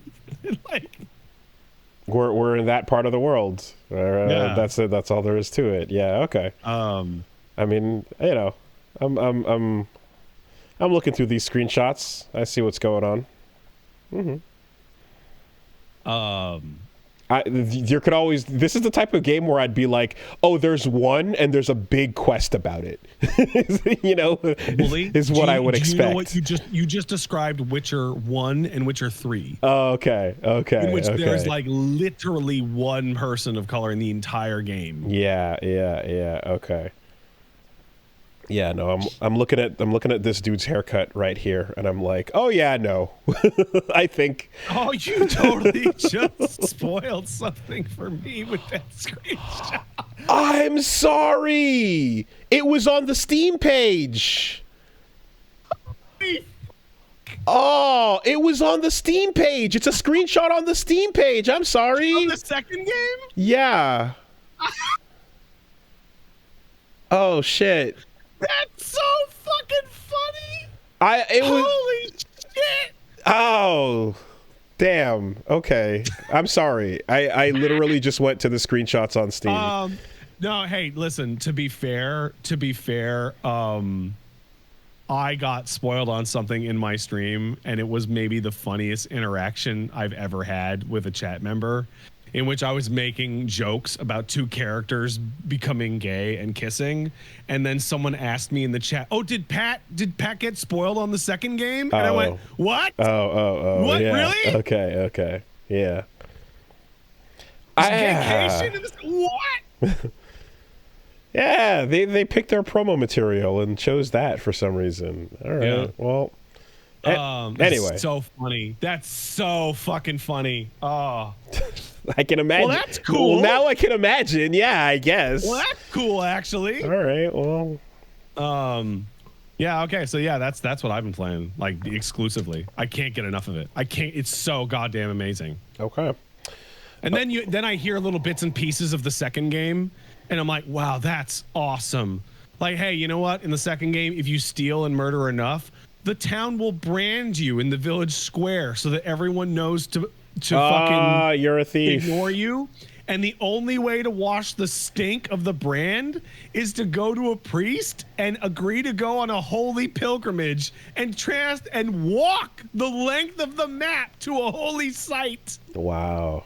To redeem yourself in the eyes of the Christian Lord. Wow. Okay. Well then, Pat, what's going on your schedule this week? My schedule is not going to include Kingdom Come Deliverance. My schedule is going to include more Virtua Fighter with Wooly, and it's also going to be including playing the Nightreign beta on Saturday with Wooly, because me and the family, including this dog, are going to be traveling to Montreal tomorrow. How about that? For a visit. Mom and Dad need to see their grandson, and also this freaky dog. Which means that, you know what, Wooly? We're going to bring this bag. Oh, yeah. You should wear this bag. Okay. With this thing in it. Okay. Let's catch the weight on that. Yeah, Montreal trip. So, obviously, that's our schedule as well. More details. That's crazy. On the what's and the when's in specific will be posted on the schedule goes up. We'll hash out the times and shit, and then we'll put up little pictures on our Blue Skies. Mm-hmm. I promise not to have any side embarrassing ambush cameras set up. I don't believe you. You shouldn't. Yeah. Let's see. All right. Quick break. BRB. Yeah.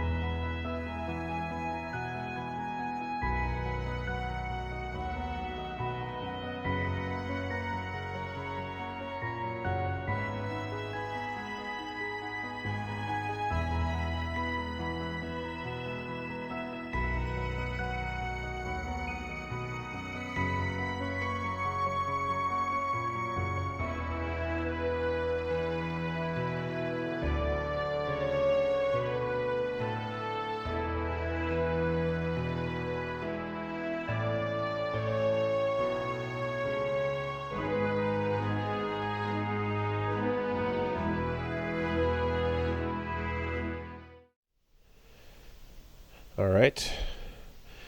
Let's take a quick word from our sponsors. I love our sponsors. This week, Castle Super Beast is brought to you by Raycon. That is the solution for getting the wires out of your life. We're talking about the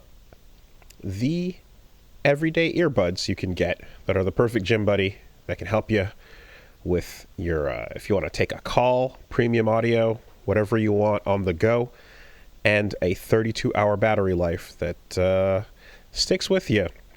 My particular use case is when I'm hitting the bags, when I'm boxing, you get the everyday earbuds tucked in nice and tight. They don't move, they don't budge. You don't have to worry about them falling out and losing track of them. And yeah, they got multi-point connectivity as well, so you can pair two devices at once. And the active noise cancellation, particularly nice for, making sure you can drown out what you need to around you to focus in, to lock in.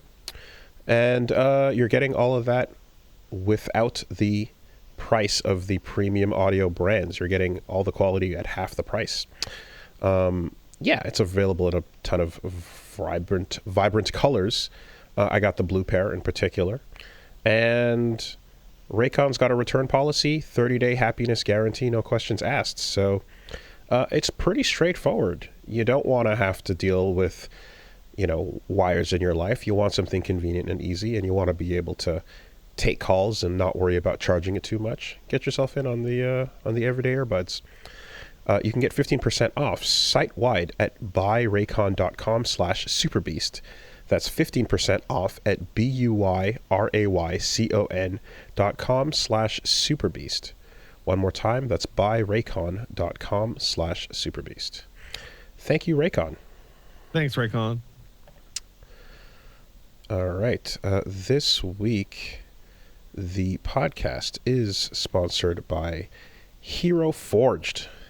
And let me see if I can get this. Let me see if I can get this set up here.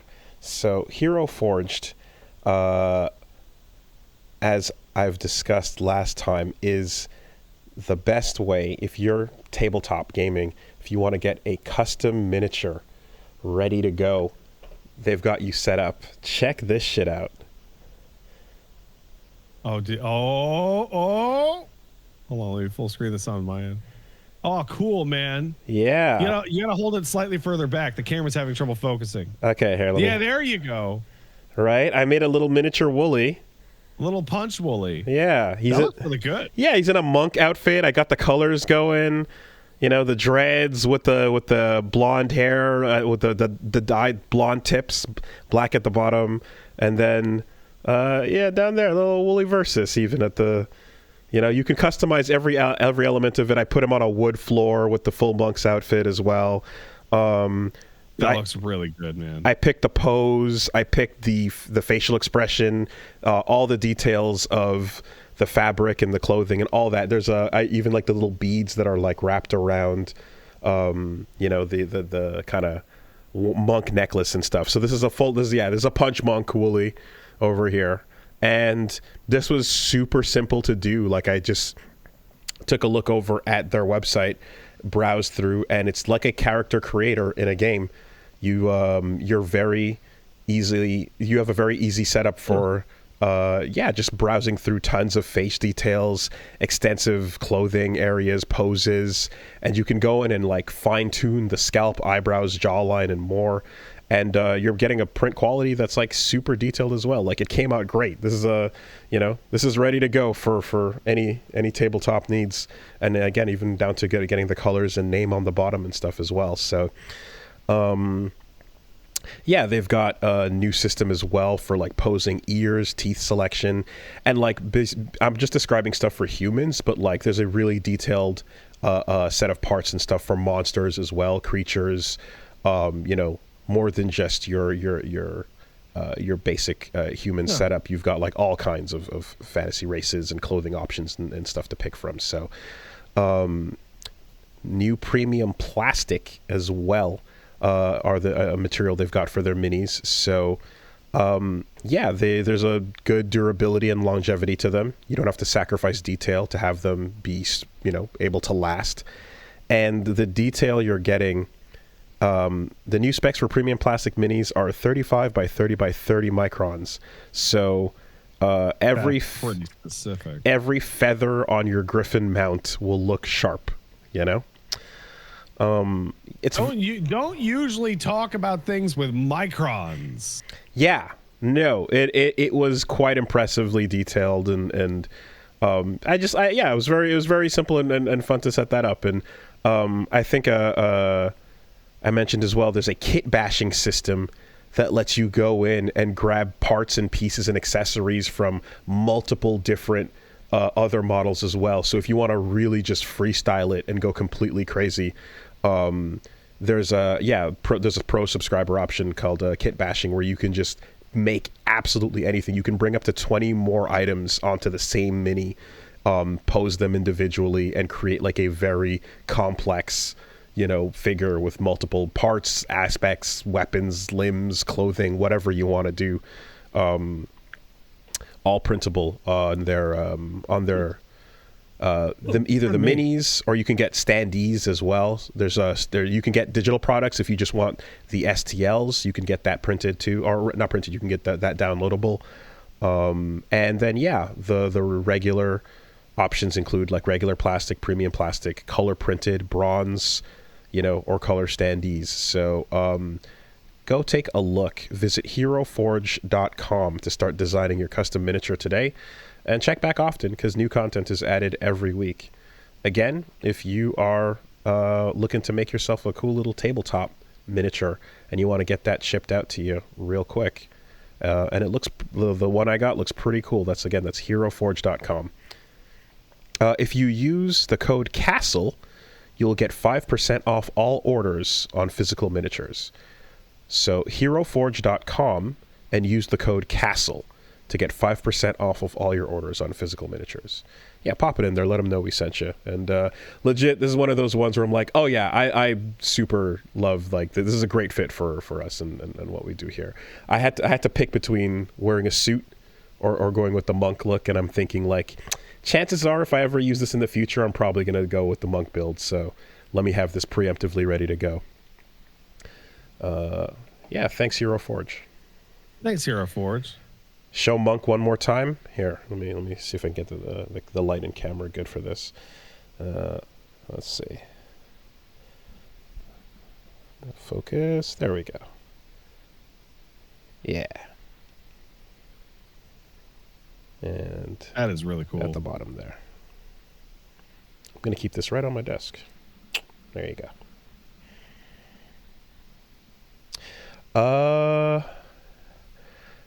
This week, the podcast is sponsored by Shopify.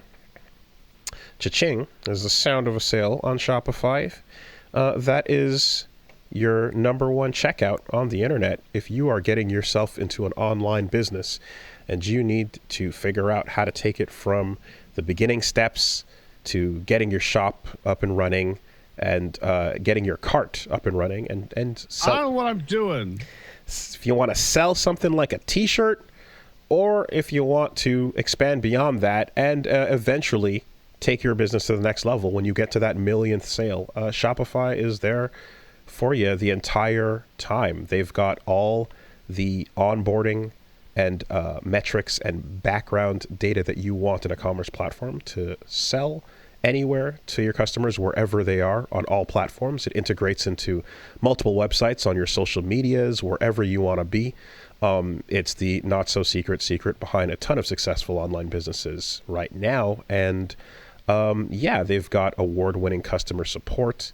They've got great scaling with you, and they've got that great shop app that I've discussed in the past. Love keeping track of packages coming in through that very easily. Plug in whatever's coming my way, and it's very useful to kind of have it all in one place. So be sure to get in on the Shopify advantage. I know we've done it with shirts for us as well. It's helped go from dumb podcast plus maybe a merch idea to being able to do so. So upgrade your business and get the same checkout that we use. Go to shopify.com/superbeast to upgrade your selling today. Sign up for your $1 per month trial period at shopify.com/superbeast, all lowercase. One more time, that's shopify.com/superbeast, all lowercase. Thank you, Shopify. Thanks, Shopify.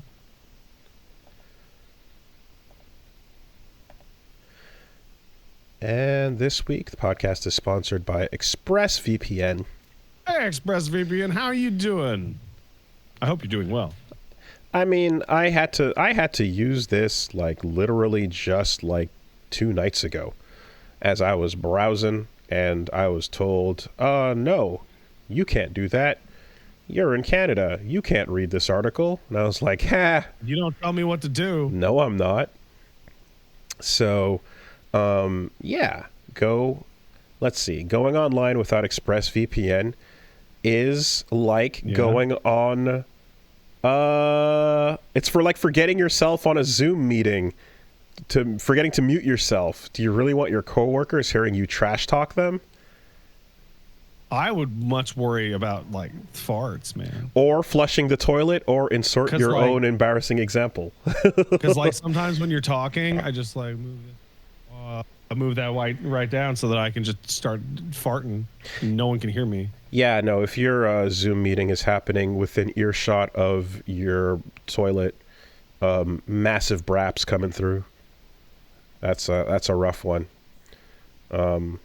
See, we've got the studio set up. I've got the mute button over here so that any moment I can mute button. I mean, I think the funniest thing I could do is like instead of muting it, I could like accidentally hit like the devil noise and have like devil rap. Devil farts is bad.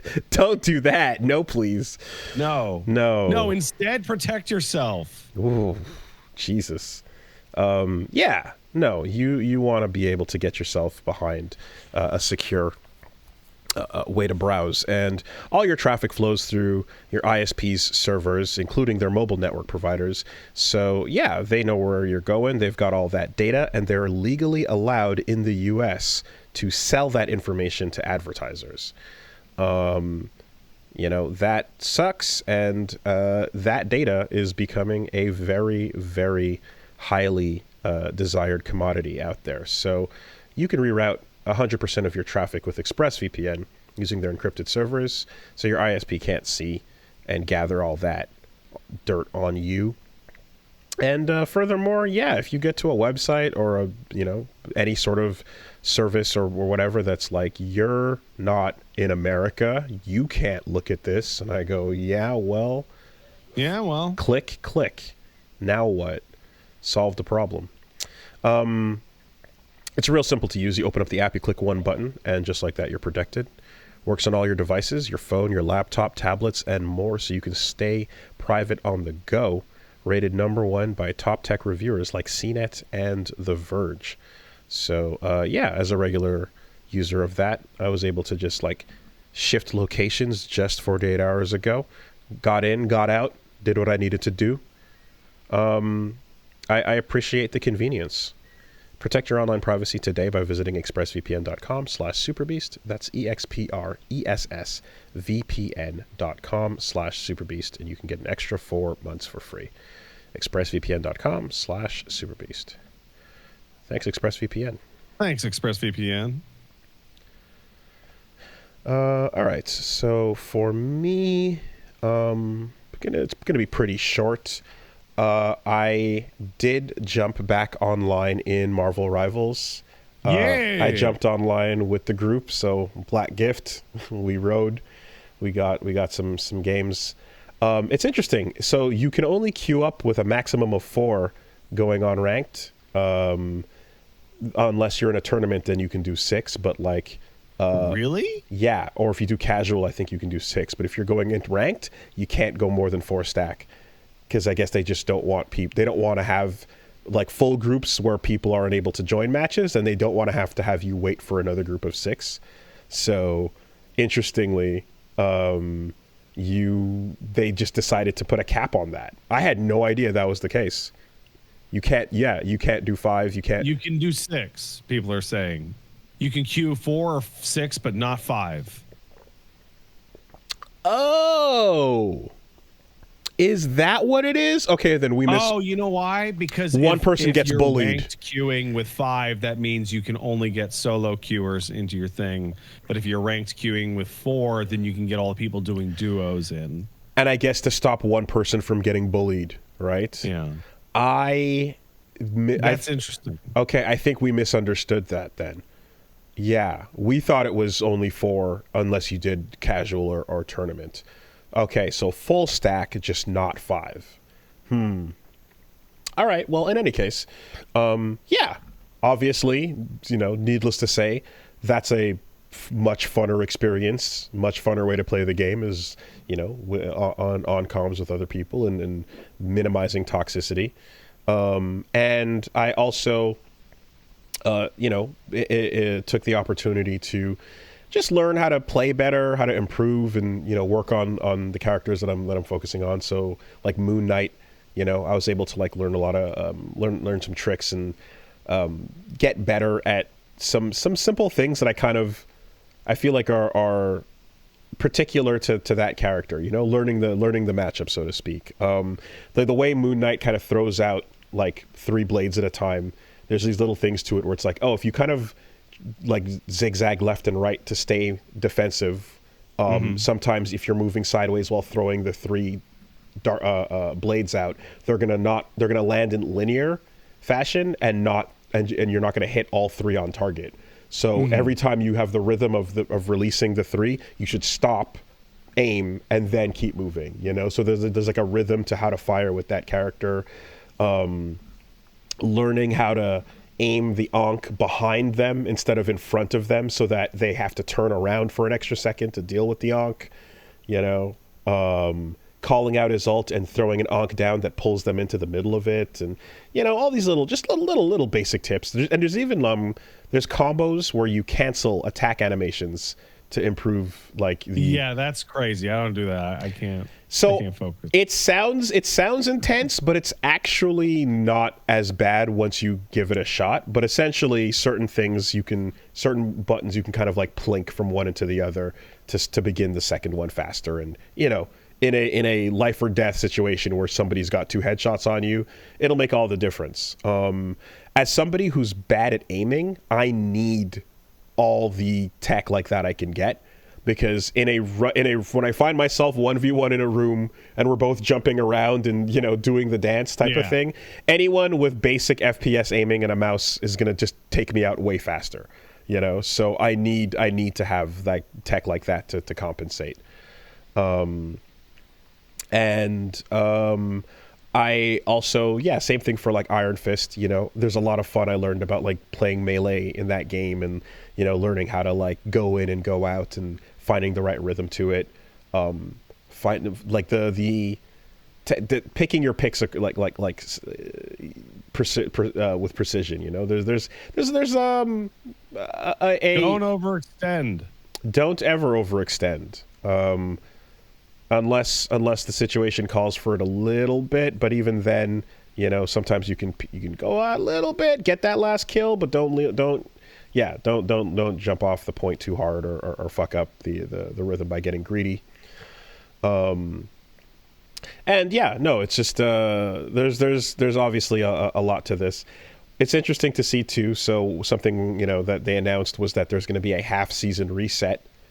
Where with the release of the next Fantastic Four characters, they're going to drop everybody down by 4, not full ranks, but not full tiers, but like individual sub ranks or so. No. And so that has caused enough of a backlash that they canceled it. So yeah, people hated that. Yeah, people when season 0 went to season 1 and everybody dropped 4 ranks, everyone was so miserable. The idea of because like the idea of a half season leading to a content update is like, oh shit, more stuff. That's great. That's cool. We're getting more things more frequently. But then losing progress because of that, it feels like a bummer because, like in the case where I'm like, okay, I'm in silver. And if I lose 4 divisions, that means I'm going right back to bronze 3. Yeah, no, most people playing the game would be kicked all the way, like, because as you increase the ranks, like they become less populated. So 4 out of 7 ranks going down, that means most people are starting over. Yeah, feels bad if you've been trying to keep up. And furthermore, if there's rewards associated with the rank you get to, it sounds like now they're going to just keep you where you are, and if you play 10 ranked matches, you'll get the reward. So that's nice because, like it half rank reset is weird. It is like for half season, between full ones where there's a big balance change and other stuff, it's a more understandable. But no, obviously everyone just losing progress, it sucks. And in a lot of cases too, that's a rather sudden thing to drop on people with it coming around the corner as well. Sometimes people kind of wait till the last minute to go hard on whatever their tier was at. So nice to see that 180 very quickly. No surprise there. Queuing up with people is a better experience than queuing up with not. Although it is still like you still get those like people that talk shit, in the stack where you're like literally it was like I think we were a group of 4 and then 2 and then like the 2 people just like rage quit and left in the middle of the match, and you're like, what the fuck you gonna do? There they go. Win. Just babies. No. Our team. Oh, your team? Yeah, we were 4, and then there was another 2 that you don't know who's together and who's not when you see the names. But when one left and then the other one left mid-match, and you're like, all right, there they go. So toddlers are out there doing their thing. That was cool. Jumped back on Metaphor. Still working on the 1, 2, 3, 4th location. Hold on. This is Capital. That one. Ooh, the 4th one. That's a good one. Yeah. Where you travel, you go pretty far from. That's the a main good area, one. Yeah. That's my favorite one. Oh, interesting. Okay. So far, that is my favorite one. Interesting. Okay. Yeah. It's a cool location. We're hitting the island up and seeing what's going on. Not much to say about progression points and everything until. Did you laugh when you met the party member there? I saw them and I was like, "That's cool. That it's funny that, that's the reveal of what you look like." No, I mean their name. No. If you're John Metaphor, then they're.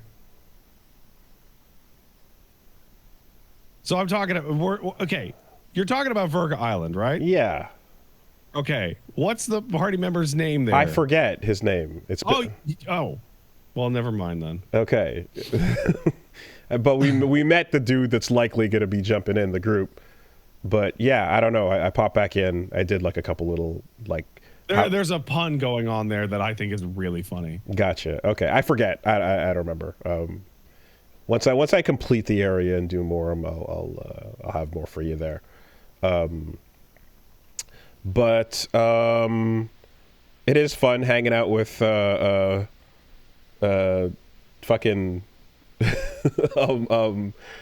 Wonderwall duo there. Oh, the Blowjob Brothers? Is that what we're going with? I was just gonna go with Oasis, but sure. I feel like we're we got Oasis chilling while we're trying to get up to our adventures. I can't believe I could not believe when the game took a turn and they're like, you're gonna hang out with these shitheads. I'm like, really? You're gonna hang out with these for shitheads? An extended period of time? I'm gonna hang out with 50% of Lewis's gay boy squad? I mean, the gay boy squad is that's the expansion team for sure. Yeah, we'll see what's going on. But you know what? Anyone that's got good fashion, I'm down to chill with. Anyone that's got the extra textures and layers going on with their outfit, I feel it. I appreciate their presence. So, yeah, no, not much else to say though. Again, I didn't do the main mish, so, but I did Voodoo backup, and I did get hit with that. Oh God, how do you play this again? What was happening? Okay, wait, what's going on? And then, like, after getting all my bearings around just the world and the plot and the characters and where I left off, then I was like, oh God, and then there's the systems and what I wanted to do with my build and my jobs and yeah, don't take breaks. You can't. That game is brutal for disconnecting. Don't do that. Because I had a bunch of short goals in mind for like synergy ideas on the archetypes, and I forgot all of them. Don't do that. You should focus on that game, because it's gonna get really incredibly easy to forget both the plot as well as like the mechanics, because it's only going to increase in complexity from where you're at. So there is a detailed memorandum to look through, and you can talk to your fairy buddy, but unfortunately none of those things are really like giving you current summaries of what you just did. Yeah, because it assumes that you were playing the game over the course of 6 weeks, basically. Well, sometimes people step away, sometimes you take a break. I would highly recommend powering through and finishing that game. It is excellent. It is fantastic. I'm doing my best. I can't make any promises, but yeah. Well, just make the promise and just fail later, maybe. It's fine, I can use the threat of shame to motivate you. What I am noticing that is a bummer is when I'm playing on PS5, I actually like the share feature for like remembering things and just quickly screen grabbing things to reference later. Okay. It's really become handy for that. And PC, I'm not really doing that, I guess I could reach over and do the print screen, but I'm kind of not really set up with the keyboard next to me. But I've come to rely on that share button in the weirdest way in this generation, not for sharing at all, but for recapping in LPs what I did off camera and for remembering things that I might forget later. That is interesting. Mm-hmm. Not at all what they wanted that share button to be. No, that's not even for you. That's for you to go to other people. Well, it says share on it. Why didn't we learn from Metal Gear Solid 1 when you loaded up your save and it gave you a summary of what just happened? I hate that. I recently played through that game. I was so annoyed. The summary in case you walked away for a while. No, it's taking time away from me getting back into the game. It's too long. I heavily appreciate a nice little what's up right now? What's been going on? Just use your brain and remember. Sometimes a game, you walk away from it for a while, a couple weeks. A great refresher is super useful. What was there's another game we played. MGS1 in an afternoon. How long are you walking away from MGS1? But when you're fucking 10 years old, it might take longer than that, man. Yeah, and when you're 10 years old, you have infinite time on the weekends. So you blow through it by the end of Sunday anyway. This is stupid. Having a reminder for the story is a useful thing. I forgot what the more recent LP we were playing was. There's something else that had another the story so far thing that was appreciated, but in any case, a little bit of metaphor. Mai came out, and that's cool. Not much to say beyond just that fan tech makes her a Blanca-like character where you've got that's weird. You've got to go and practice permutations, right? Because the fan first of all, you have 3 types of regular fan, then you have the charged version of those, so there's 6, and then you have the flame version uncharged, and then the flame version charged. So, that's 12, and then you have the OD regular and OD flame. So you know what I'm going to do, Wooly? Yeah, that's another 4. Scissor kick. Yeah, sure. Scissor exactly. Kick. Yeah. Scissor kick. 100%, right? But if you really want to think about it, yeah. No. 12, 14. I don't. 16 different kinds of fans could be coming your direction at any time. Actually 17, 18 if you add the follow-ups. So yeah, EX Psycho 18 Crusher. kinds of fans, right? Now between these fans, you also have the ability to you know, rush in and get a high or a low or a throw and get a mix-up going. So if you are prepared to like create complex, your opponent doesn't know what the fuck is coming at them setups, you can practice and make my like really good by like labbing out what each of those, you know, situations looks like. Because when the fans bounce upwards and drop back down on your opponent, they the height they bounce at depends on the strength of the button you press, you know. So boy, there's a whole lot of possibilities that you can't really fully ever predict is what they're going for. You know, you can see the height they're coming at, and if you want to go for a parry, you can. But they want it to be overwhelming, and so they made it that way with the fans. You know, so that's a fun part of it, and I would say that it's also interesting that like her level 2, you know, where she the elbow with the fire from full super deadly ninja bees works from full screen. That thing is a bionic arm. Really? Yes. I did not expect you to say that. You can throw out her fan and like her OD fan, for example, and if they're getting hit full screen, just go right into the level 2 with the fire charged stock on it, and you can hit them full screen all the way. And to the That's really funny. And if you take him to the corner, you can even do a follow up, you know, dragon punch, right? So, yeah, there's something to like putting a technician character into the game here, where Mai was not this in the past at all. No, Mai is I'm gonna jump in the air and do stupid shit. Throw the fan out. Don't jump at me. Eat shit. Here we go. And now it's Angie Mito with the butterfly setups combined with like Blanca for just confusion. Yeah, pretty fun setup though. Like it's definitely the funnest version of like Mai with that like level of complexity to it. The things that I enjoyed with her aerial game and stuff were not going to work on good players that have great reactions at the end of the day. There is something to consider there, you know? Like, for example, like I'd say like there's a level that where a character's game plan, it only works at a like layman sort of intermediate level, and then when you get to a higher level, you're like, this entire character doesn't work.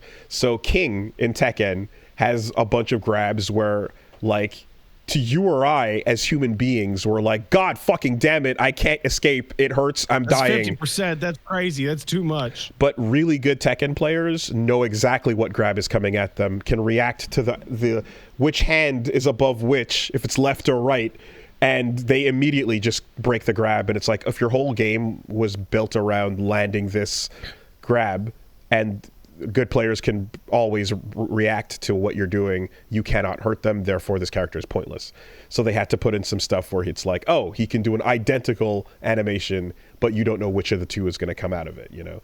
So similar thing here, where they kind of have some setups where you're like, okay, even if you're really, really good, you're not going to memorize 18 fucking fans worth of setups. No. You know? So you as Mai get to learn 5. It doesn't matter which 5. Just make sure they're different situations. And then every once in a while, do one of the YOLO ones, and who knows what'll come out of it, right? Yeah, 100%. This is the Moon Knight random shit go. Random bullshit go. Yeah. Yeah, there you go. So that's pretty much it. So yeah, we're still gonna, I think, get a chance at a Cyberpunk session this week. So yeah, stay tuned for that. And then as well as, of course, VF5 and Nightreign. The Nightreign beta test. That'll be a night stream. Yeah, the Nightreign beta test is Saturday night at 10 p.m. Yeah, we had the choice of doing it from 6 a.m. to 9 a.m. or 10 p.m. to 1 p.m. And that was an easy decision. This is my least favorite kind of beta test. I totally agree. Closed and time limited. Fucking sucks. For a game that's super hot that you would be a fool to ignore. Yeah. I get not everything is going to be open and not everything is just going to be running for the whole weekend, but it really means that if you don't hammer those servers immediately, right, you're probably going to have some error messages right away. There probably is going to be an hour delay, you know? So it's like, oh, fuck, okay, well, it's 11 p.m. now, and we still can't get in. We got to talk about what to do when That's we what load I'm up saying, Nightreign at right? 10 p.m. and it just doesn't work. And the server error message, and they're like, sorry, guys, we're working on it. And then they eventually get it up at 11:30. And you're like, okay, so now how long does it take to get through one run? You know, 45 minutes. There's contingencies that we need to consider for sure. But yes, Saturday night ass stream is the only way to do it. So yeah, I'll be posting the schedule about that as well. And hey, hopefully PSN won't go down. Exactly. Oh, wouldn't that be wonderful? Yeesh. So yeah, Wooly versus on Twitch, Wooly versus on YouTube, and stay tuned for my schedule posting on my socials. Okay, so right into that, actually. PSN goes down. It just went down for like a whole day. It went down right when I was doing the My stream, or rather the day before. No word, no updates on what was happening, but servers were gone for hours, and it got to the point where apparently Krispy Kreme was like, hey, if you're bored because PSN's down, come on down and get a free donut. Like, you know. And there was a weird, confusing point where folks were trying to load up physical media with their PS5s to go online and discovered a weird setup issue. But if you pop in a disk drive while PSN is down and you have all settings on the default, you get a message that says you cannot pair your game disk to your account if it can't verify through your PSN, which is pretty horseshit. The error message says can't use your disk drive. Something went wrong registering your disk drive to your PS5. Yeah, if the problem persists, wait for a while and restart your PS5. So fuck, obviously, this digital-only future that we were approaching. Fortunately, this, like, I was like, does this mean that you cannot use offline games to, in physical format? And it's like, no, you can. But you have to go into the PS5 settings and turn on console sharing, and offline play is a setting that needs to be enabled because it's off.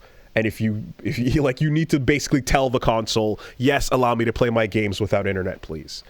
Yeah, that's stupid as shit. Really dumb. But we all know that they were pulling PSN down on purpose to secretly add Bloodborne remastered to our accounts. Oh, that's what it was. That's why they're going to have the State of Play tomorrow. And that's why they were so aggressive about making Bunlith take down the old carts DLC. Man, the level of cope on this is so unbelievable. Oh god! So Nightmare Cart, by the way, got its own Old Hunters style expansion with some new shit coming, and Bunlith, aka Botster, put up a post, and then it got fucking hit by Sony saying, "You get that shit down." And it's like, wait, yeah, but this like is legally McDonald's Bloodborne patch got taken down, I think 2 weeks ago. Yeah, but it's legally distinct Bloodborne. What's the problem? And it turns out the problem was the description of the video linked to Bloodborne PSX. And that was the problem. It wasn't the actual content of Nightmare Cart, you know. Yeah. Speaking of which, Bloodborne PSX is down off of the itch.io now because same reason. So like, you'll never be able to play Bloodborne PSX. There's just no way to get. There's no way to get it now. Gone forever. It's gone. If anyone is this aggressive about their licensing, surely it must mean they care about that license and are actively doing something with it. Yeah, no. Anyway, great, cool.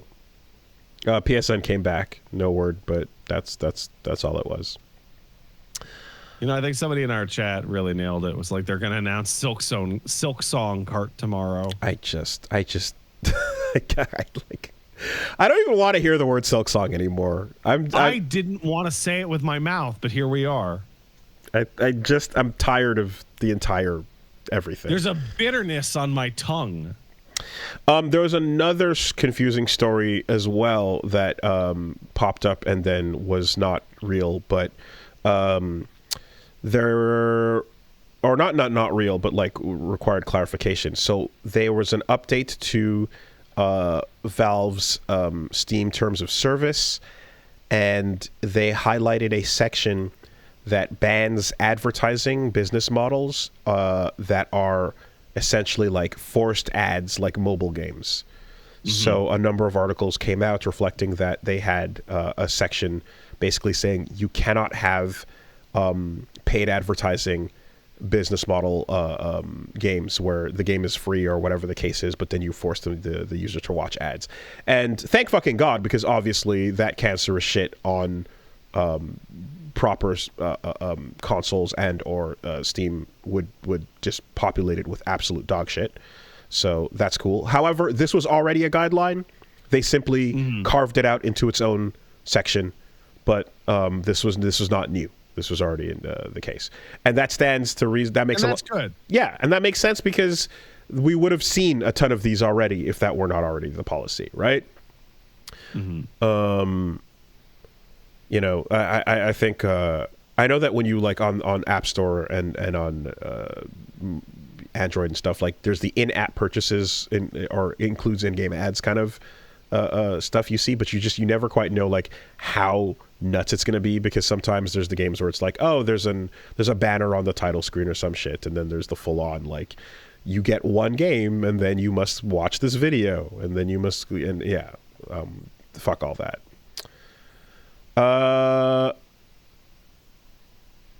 Beyond that, we did get, so yes, the Nightreign beta closed beta does start Friday until Sunday. But it's actually only for 9 hours. Ha ha ha ha. Because it's 3-hour increments at a time. Which to me, you know, that's the mark of like basically, that's the mark of this is not a network test for you to enjoy yourself. This is us stress testing the network, right? Yeah, I don't care. They sent me the fucking beta Elden Ring, and I played that for a while, and I put a video out, and that was great. They should have done that. Yeah, it's not. It's just, you know, having been behind the scenes during one of these stress tests, you know, for compliance purposes, during the downtime is when all the debug is going on, all the regression is going on, everything from the live environment. You know, they're noticing bugs and trying to fix them in between. But as a public facing thing, this is a first opportunity to play the game. You know, so you kind of get these two different interests clashing with each other, and it sucks because it gives you as a user, it gives you a worse experience, you know? I don't know. I don't know that they've done anything like this, because I think this is their first super online game, right? Like, yes. FromSoft hasn't done anything this online before. I mean, you can play online. Well, it depends on what you describe as super online game, because literally every game since Demon's Souls has had multiplayer. But when they when they add like Coliseum expansions, then like those are, you know, much more dedicated you know, online environments, but like persistently unavoidably online, I guess I should say. It would be really nice if the matchmaking in this worked better than literally every game they have ever made. I have never had a universally good matchmaking situation with every From Software game. That would be nice.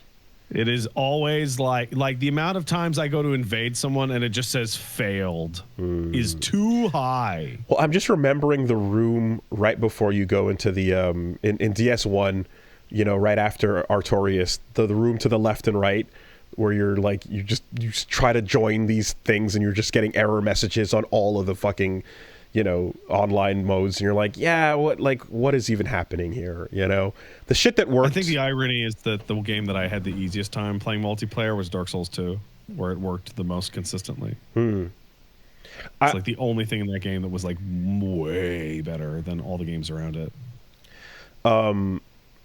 Yeah, the stuff where you had like the old monk and all that are always like little fun bits, and the mirror knight and such, even though there's that big old like loading and connecting masked parts of the fights and stuff. But in any case, yeah, it would be nice if you could play offline during, you know, the downtime or so. But well, you can probably play solo during the downtime. I bet you it's going to just say no connecting. If it's like a true closed network test, you're just going to get kicked the fuck out when it's not online, when the servers are not up. Oh yeah, absolutely. No. I mean, you'll probably be able to play during the stated hours solo. Oh yes, but when the hours shut down, yeah, that's it. Like there's nothing you can do. So we'll see. They did announce as well that you know, despite the fact that this is not a Miyazaki-directed game, there will be swamps. They will be procedurally appearing. Are you serious? As well as volcano and forest-like environments. They're going to swamp up random areas? Procedurally generated swamps so fucked up. are going to happen because large-scale terrain changes happen between boss fights. So the swamp will come to you. That's fucked up. Yeah. Junya Ishizaki is taking notes. He wants to get a pat on the head from Miyazaki. We'll see. I'm really excited for that game. That is like, I was like, oh man, I'm so burnt out on Elden Ring. And then Nightreign comes out and or gets shown off, and people are like, didn't you say you were burnt out on Elden Ring? It's like, yeah, the parts that I was burnt out on Elden Ring was starting up Elden Ring and having the invisible mental checklist of places you need to go to play the game, which this game is literally built to be the opposite of that. And the fact that the characters are also set means a streamlined experience, means you don't have to stress over all those things. The openness. This is basically just From Software's Hades. Yes, the stress that we were anticipating is the openness of that of Elden Ring, and this is a much more digestible thing. I would love it. Yeah, I'd like to see like the you know, what those character builds and stuff like look like, and what to expect of that. You know, it'd be cool if they put something out like that this week. But it's much just it's a less stressful thing to prepare for, going in knowing that you're you know, you have a limited number of ways you can go about your character. Yakuza, aka Like a Dragon, is getting its 20th anniversary celebration going. Yay! And what better way to celebrate 20 years than to have fans voting for random objects or items associated with the franchise to be turned into collectible things, merchandise. So weird.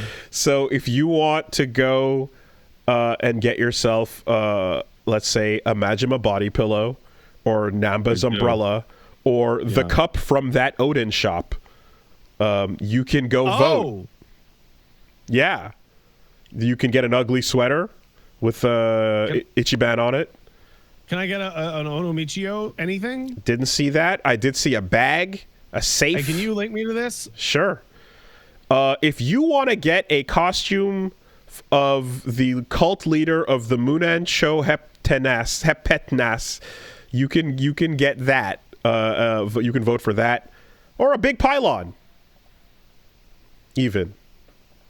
So yeah, go vote. I want to see the dumbest shit here. All right, let's see what we got. Go vote on what merch you would like. Showed her pee-pee. Oh man, there's some dumb shit in here. Let's see. I can't believe it's that cup. That's so weird. So what? It's like the cup from the Odin. That cup from the Odin shop is literally the name of it. What the fuck? What are they talking about? Like, don't worry about it. Okay, I'm on the list. All right, here we go. The pins. That's good. Akiyama's watch. There's a lot of gold stuff. Gold plate, gold statue, gold pants. Gold safe. Fuku gold pants. I'm looking for anything to do with Onomichio.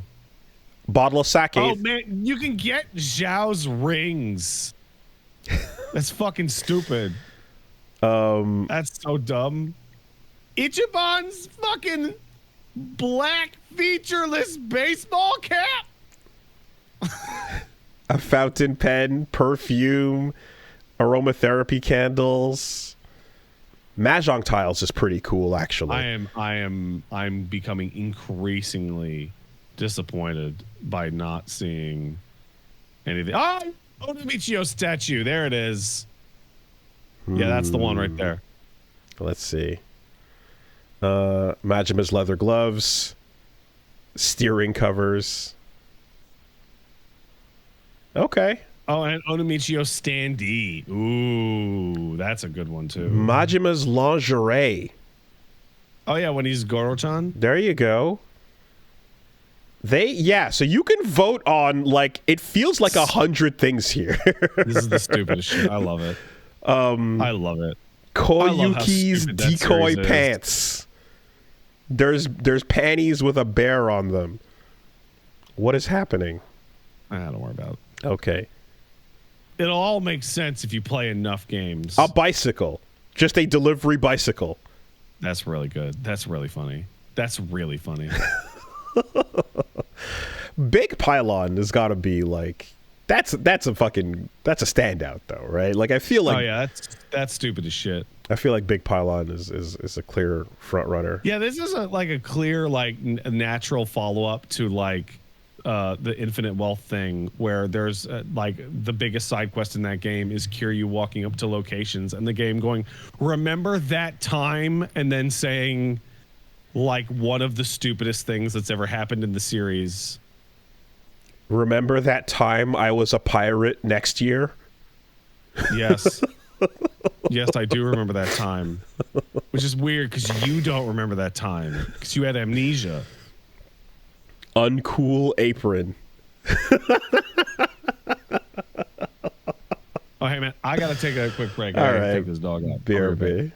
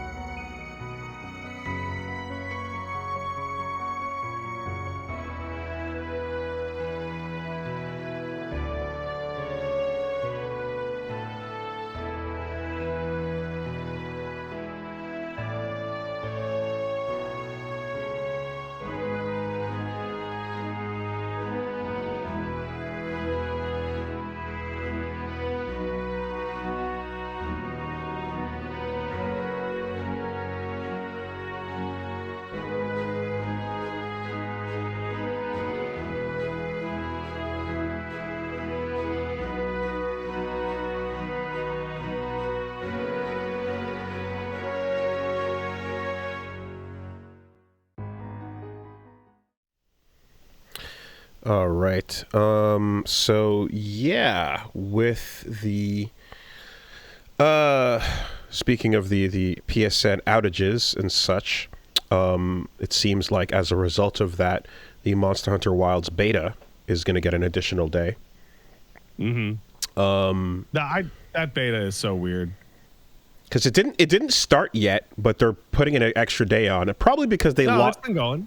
Oh, my mistake. Okay, because you lost a day of work on that, so you extend it so that people can that beta is so weird. I haven't even touched it because it's like, they're like it's an online beta, but it's like a really, and I mean really old build that like runs really bad. Oh, that's the one with the no hit stop.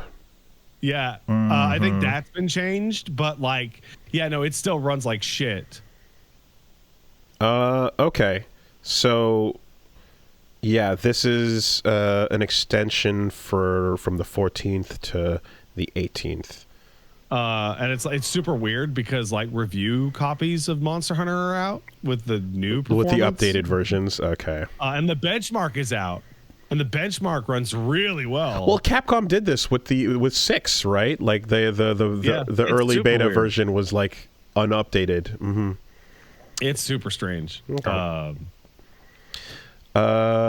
Yeah. So there was that, and they also announced the state of play happening tomorrow, I believe. That's great. I'm so glad I'll be able to cover that while I'm in the sky. You know they're gonna announce Skongborn tomorrow because of that. Well, I'm not in the sky and I don't feel like covering it, but I'm gonna be wrestling a toddler and a disabled dog in my airplane seat while this state of play goes on. So fucking pray for me.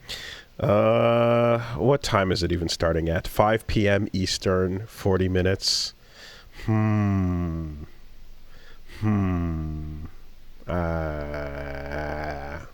If I feel like it, I'll put it on. I'll put it on if I feel like it. I was going to just do some cyberpunking.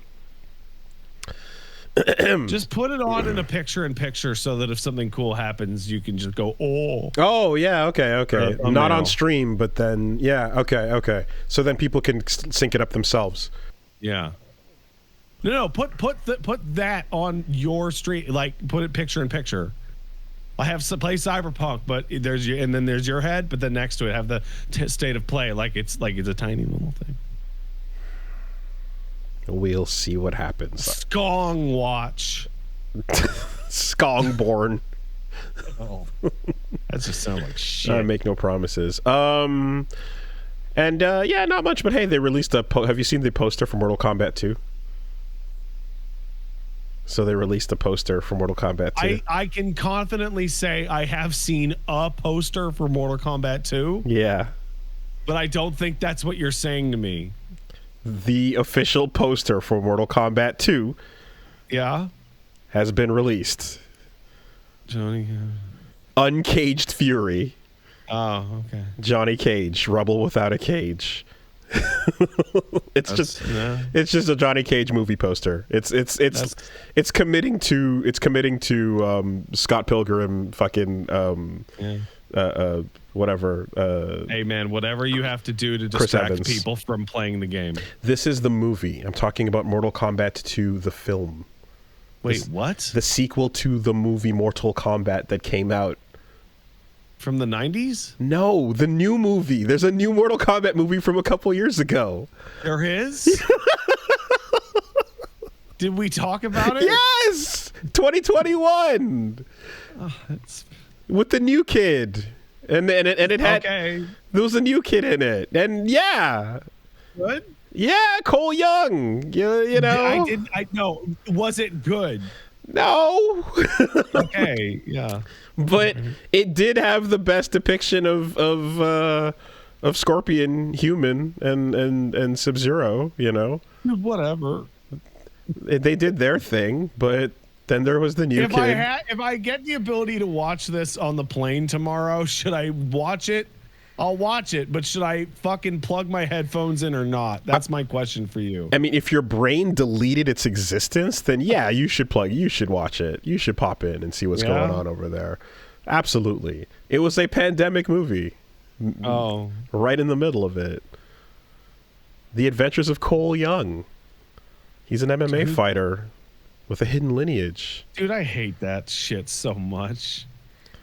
How do we get new audiences in? Let's make a bland pile of crackers the fucking main character, and then no, don't put salt on them. That's too spicy. But then you can. But how else are they supposed to relate? I don't. Relating to shit is fucking stupid. Self-insert. Relating to stuff is fucking dumb. Isn't it the dumbest? Isn't it the worst? I fucking hate it. It's so dumb. So many genres are all baked around the idea of having you relate to shit. Like, no, let me take control of a mess who's already losing control of their life. You know, jump into someone else's head. Interesting things I've ever seen are things that I'm like, wow, I don't understand that at all. What's that like? Taking you want to get a character whose dialogue options are all things you would never say. Don't relate. Absolutely. Relating this shit is so fucking stupid. Anyway, whatever. I don't want to go on this rant again. Why is this girl movie about periods not talking about 9/11? I can't relate to this. Can't relate to this. How could you go through puberty without talking about 9/11? What the fuck? Again, your self-insert Mary Sue's and RPG protagonists and so on and so forth. It's a whole spiel. And you know what? The real deal is that it's actually an extension of like children's like TV, right? Like when you create a kid that you as a kid can relate to in the thing, you like the thing more, and you just age that up as you grow up, and then you're like, well, now I'm in high school, so I need a high school kid I can relate to, so make the protagonist a 15-year-old, and then and that just continues, and then now you're in your late 30s and you still want to relate to that 15-year-old high school protagonist. You know, he can pilot the robot, he can go on all the dates. Let me relate to that. Like, hey, listen, I'm 38. The cast of Like a Dragon is now my age, and they're all really tired about it, okay? And I think that's really cool that I'm like, hey, I understand being tired, but guess what? I started playing those games in 2005 when I was 20-something. And I was like, oh, that's cool. They seem really old and tired. Weird. I love inserting myself into the shoes of a Nasuverse style visual novel main character, Shinji, Japanese boy. That's the most relatable experience for me. Stop it.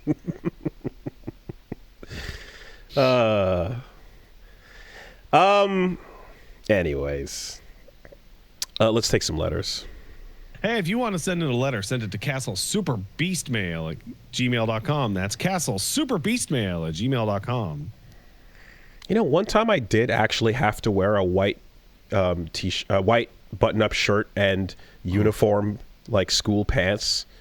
I actually had to wear like visual novel main character outfit for a couple years of my life, and I fucking hated it. It was the worst. Oh yeah, I hate it. It's awful. Dog shit. How am I supposed to empathize with this person unless they're just like me and also look just like me? And also have my same values. How could I what? If they don't have those things, they might as well be a monster. I don't get it. It's so fucking stupid. We've had this conversation for fucking 2 decades now, probably. I have to play every video game in the world almost as like a person who can reach every shelf they interact with, and that's unrealistic. Yeah, no. God bless Rust and people loading up into a character that was black and had a dick size that they were not happy with. Oh, the deep rage that comes from being forced into that's so good into a body that you just don't want anything to do with. Let's take one over here from, let's see. Hey, Wall Run Wooly and Pop Vault Pat. Connie here. Ever since it first came out, and others have proclaimed they've loved the never fire a bullet achievement in Mirror's Edge. That's us. I feel it's obviously, or rather, they proclaim it's obviously the superior way to play the game. It's been a take I could never get behind. The issue is that running fast and doing cool parkour is the only actual fun thing about Mirror's Edge, and the few times the game stops for you, mandatory combat aren't fun, whether you use guns or not. But at least solving them with guns is fast and easy. Clearing them with only melee combat is a trial-and-error exercise of memorizing spawn locations and finding arbitrary magic routes that keep you from being exposed too long so you can get close to performing Faith's jank limited moveset. And when people talk about how satisfying it is to work that out, all I can think of is how, while they were getting bogged down in that, I simply clicked on the cops' heads and got back to doing cool level traversal long before they did. Ever hear of people glorifying a game with self-imposed limitations that make you think, why do that? That's a worse game. Cheers. I think this is a great email because this is a forest in the trees thing in which I completely agree with this email. 100%. But what's missing? What's missing from the scenario? What's missing is that using the guns in Mirror's Edge feels and plays way worse than the entire thing they just described. It is faster. It is objectively faster, right? But shooting guns in Mirror's Edge 1 is miserable. You're super slow. It feels bad. It's not like built for it.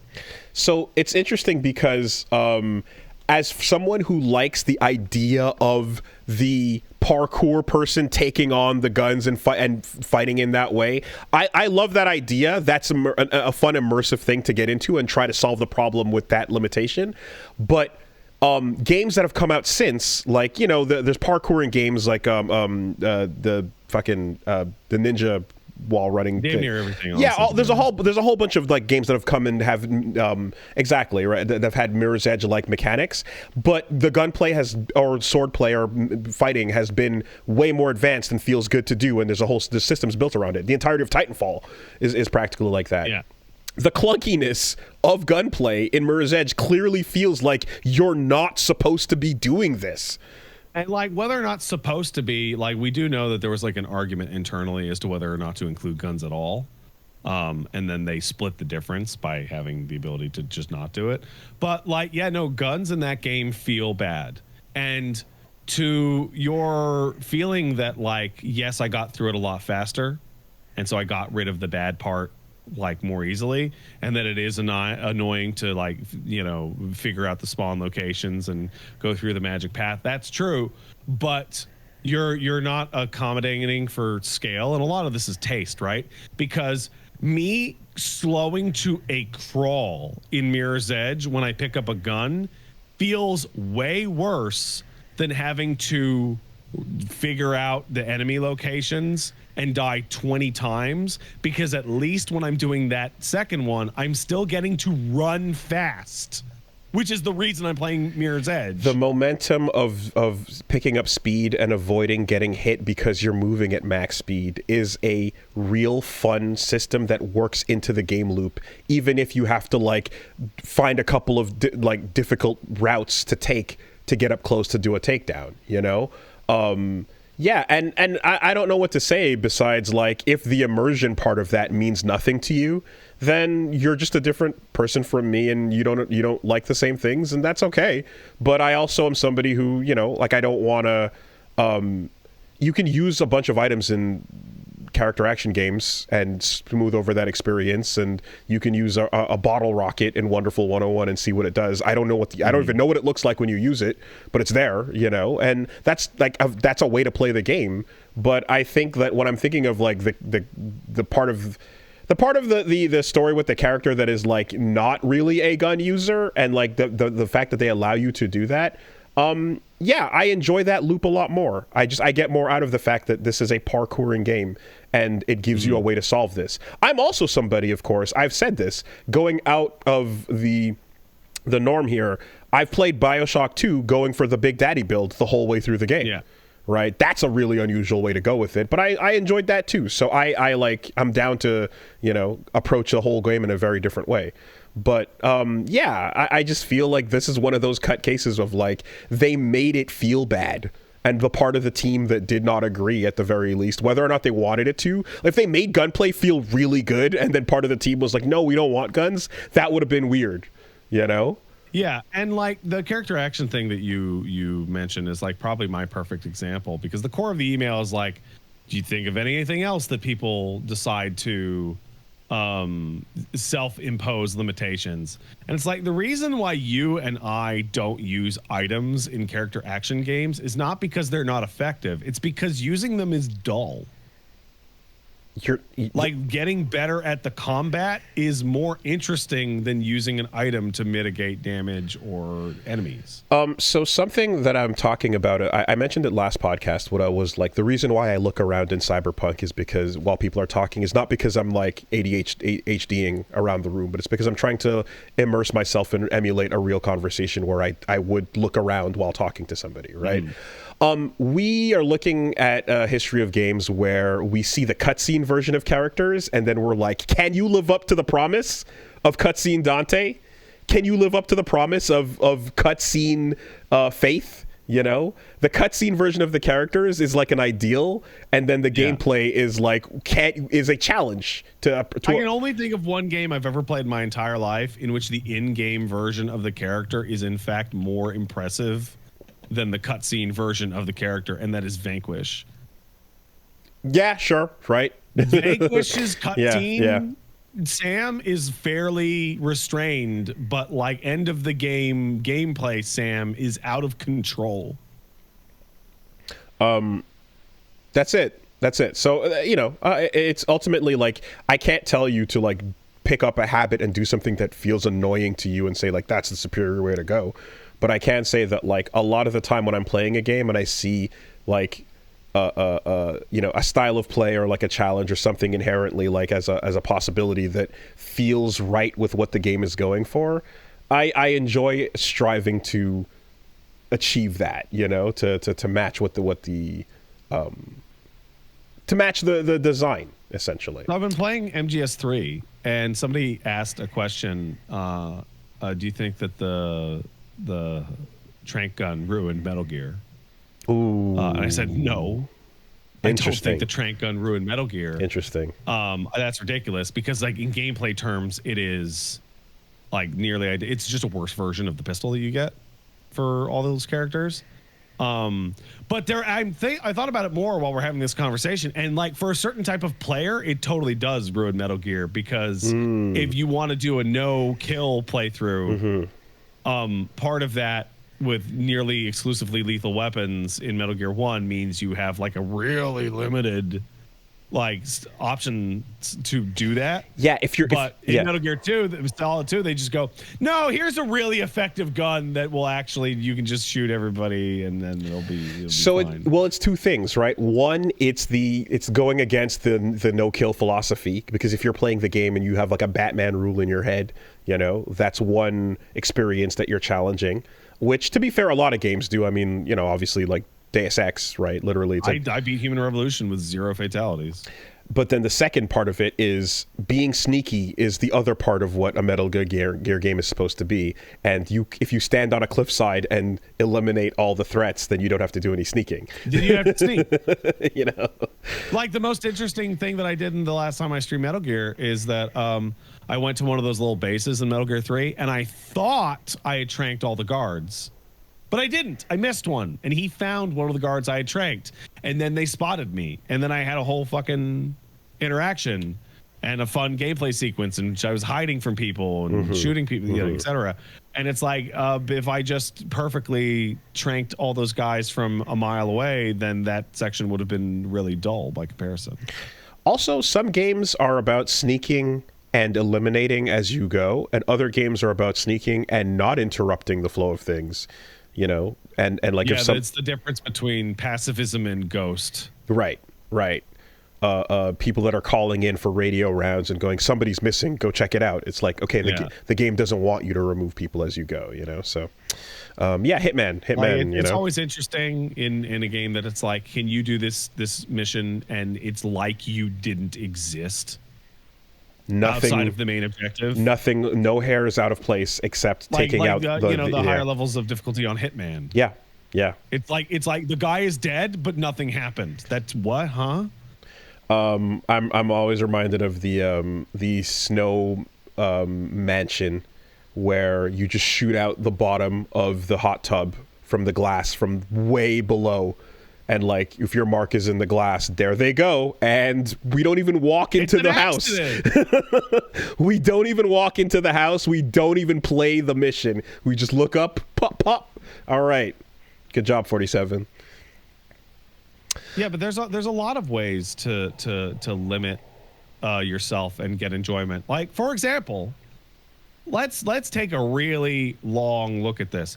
Let's say I want to play Street Fighter and Paige doesn't want to play Street Fighter. Well, there's only one other person in my house right now that can fight me in local Street Fighter, and that is a human baby. Now, if I just grab this controller and grabbed all these buttons and went, let's go, little man, that's not going to be very enjoyable because he's like a goo goo gaga and I will whoop his ass. But if I have the condition of I can't hold the controller, I can only press buttons with my index finger, I could at least have some level of enjoyment. There you go. Also, I'll still win though. Give the baby dynamic mode, then you'll see what's up. He's got to learn. Yeah, no, there's use cases for those things, you know? Has to mow the lawn every week until he can beat me in a fighting game of his choice. That's a good motivator. That might take a bit. That might take a minute. That might take a minute. That's a hell of a motivator, though. All right, let's take one over here. Matthew says, Dear Lords of Castle Super Jump, a discussion a month back about Marvel Rivals, Wooly was asking about MOBA characters and their movement options, and it got me thinking about movement options as a whole ecosystem, which leads me to a question. What are the best options in general? What are the most fun, stylish, expressive movement options? What are the most practical, versatile, and overall, and again, so on and so forth? What do you think of first when you're like, we're really moving now? He's number one. As a lifelong Dragoon Mark, I'll always be a fan of super jumps. Yeah. Yeah. So speed is number one. The faster you are, the better you are.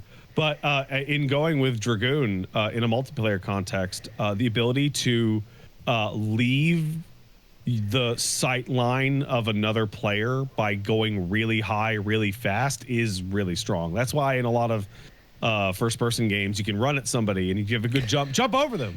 They gotta spin their whole fucking bullshit around. It's annoying. So it's interesting because there's a lot of really specific examples you can give, like an air dash, a web swing, a grapple, etc., a boost, a double jump. But I think the common thread is the same.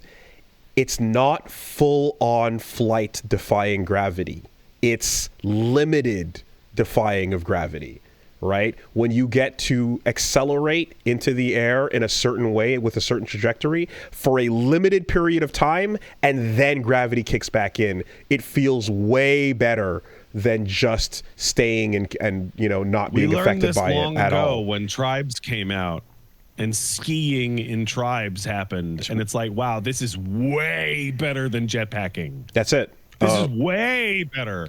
I think a lot of people fucking love Spider-Man just for the traversal aspect of it, and wall running, anything that you can throw on to like just extra wall running that increases your speed, and you go into like those bunny hops where you start seeing like you're sliding and getting faster and faster. Mm-hmm. This is the opposite of how it would really work, but fuck it, it's fun. Absolutely. People in chat mentioned bullet jumping and Warframe, which completely transformed that game from a cool game to a pretty cool game.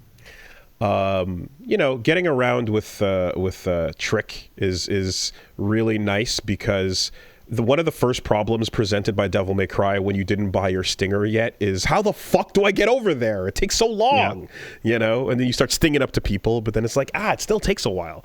And so, like, finally getting the ability to really just instantly be where you want to be feels great after you feel like the shackles of your speed.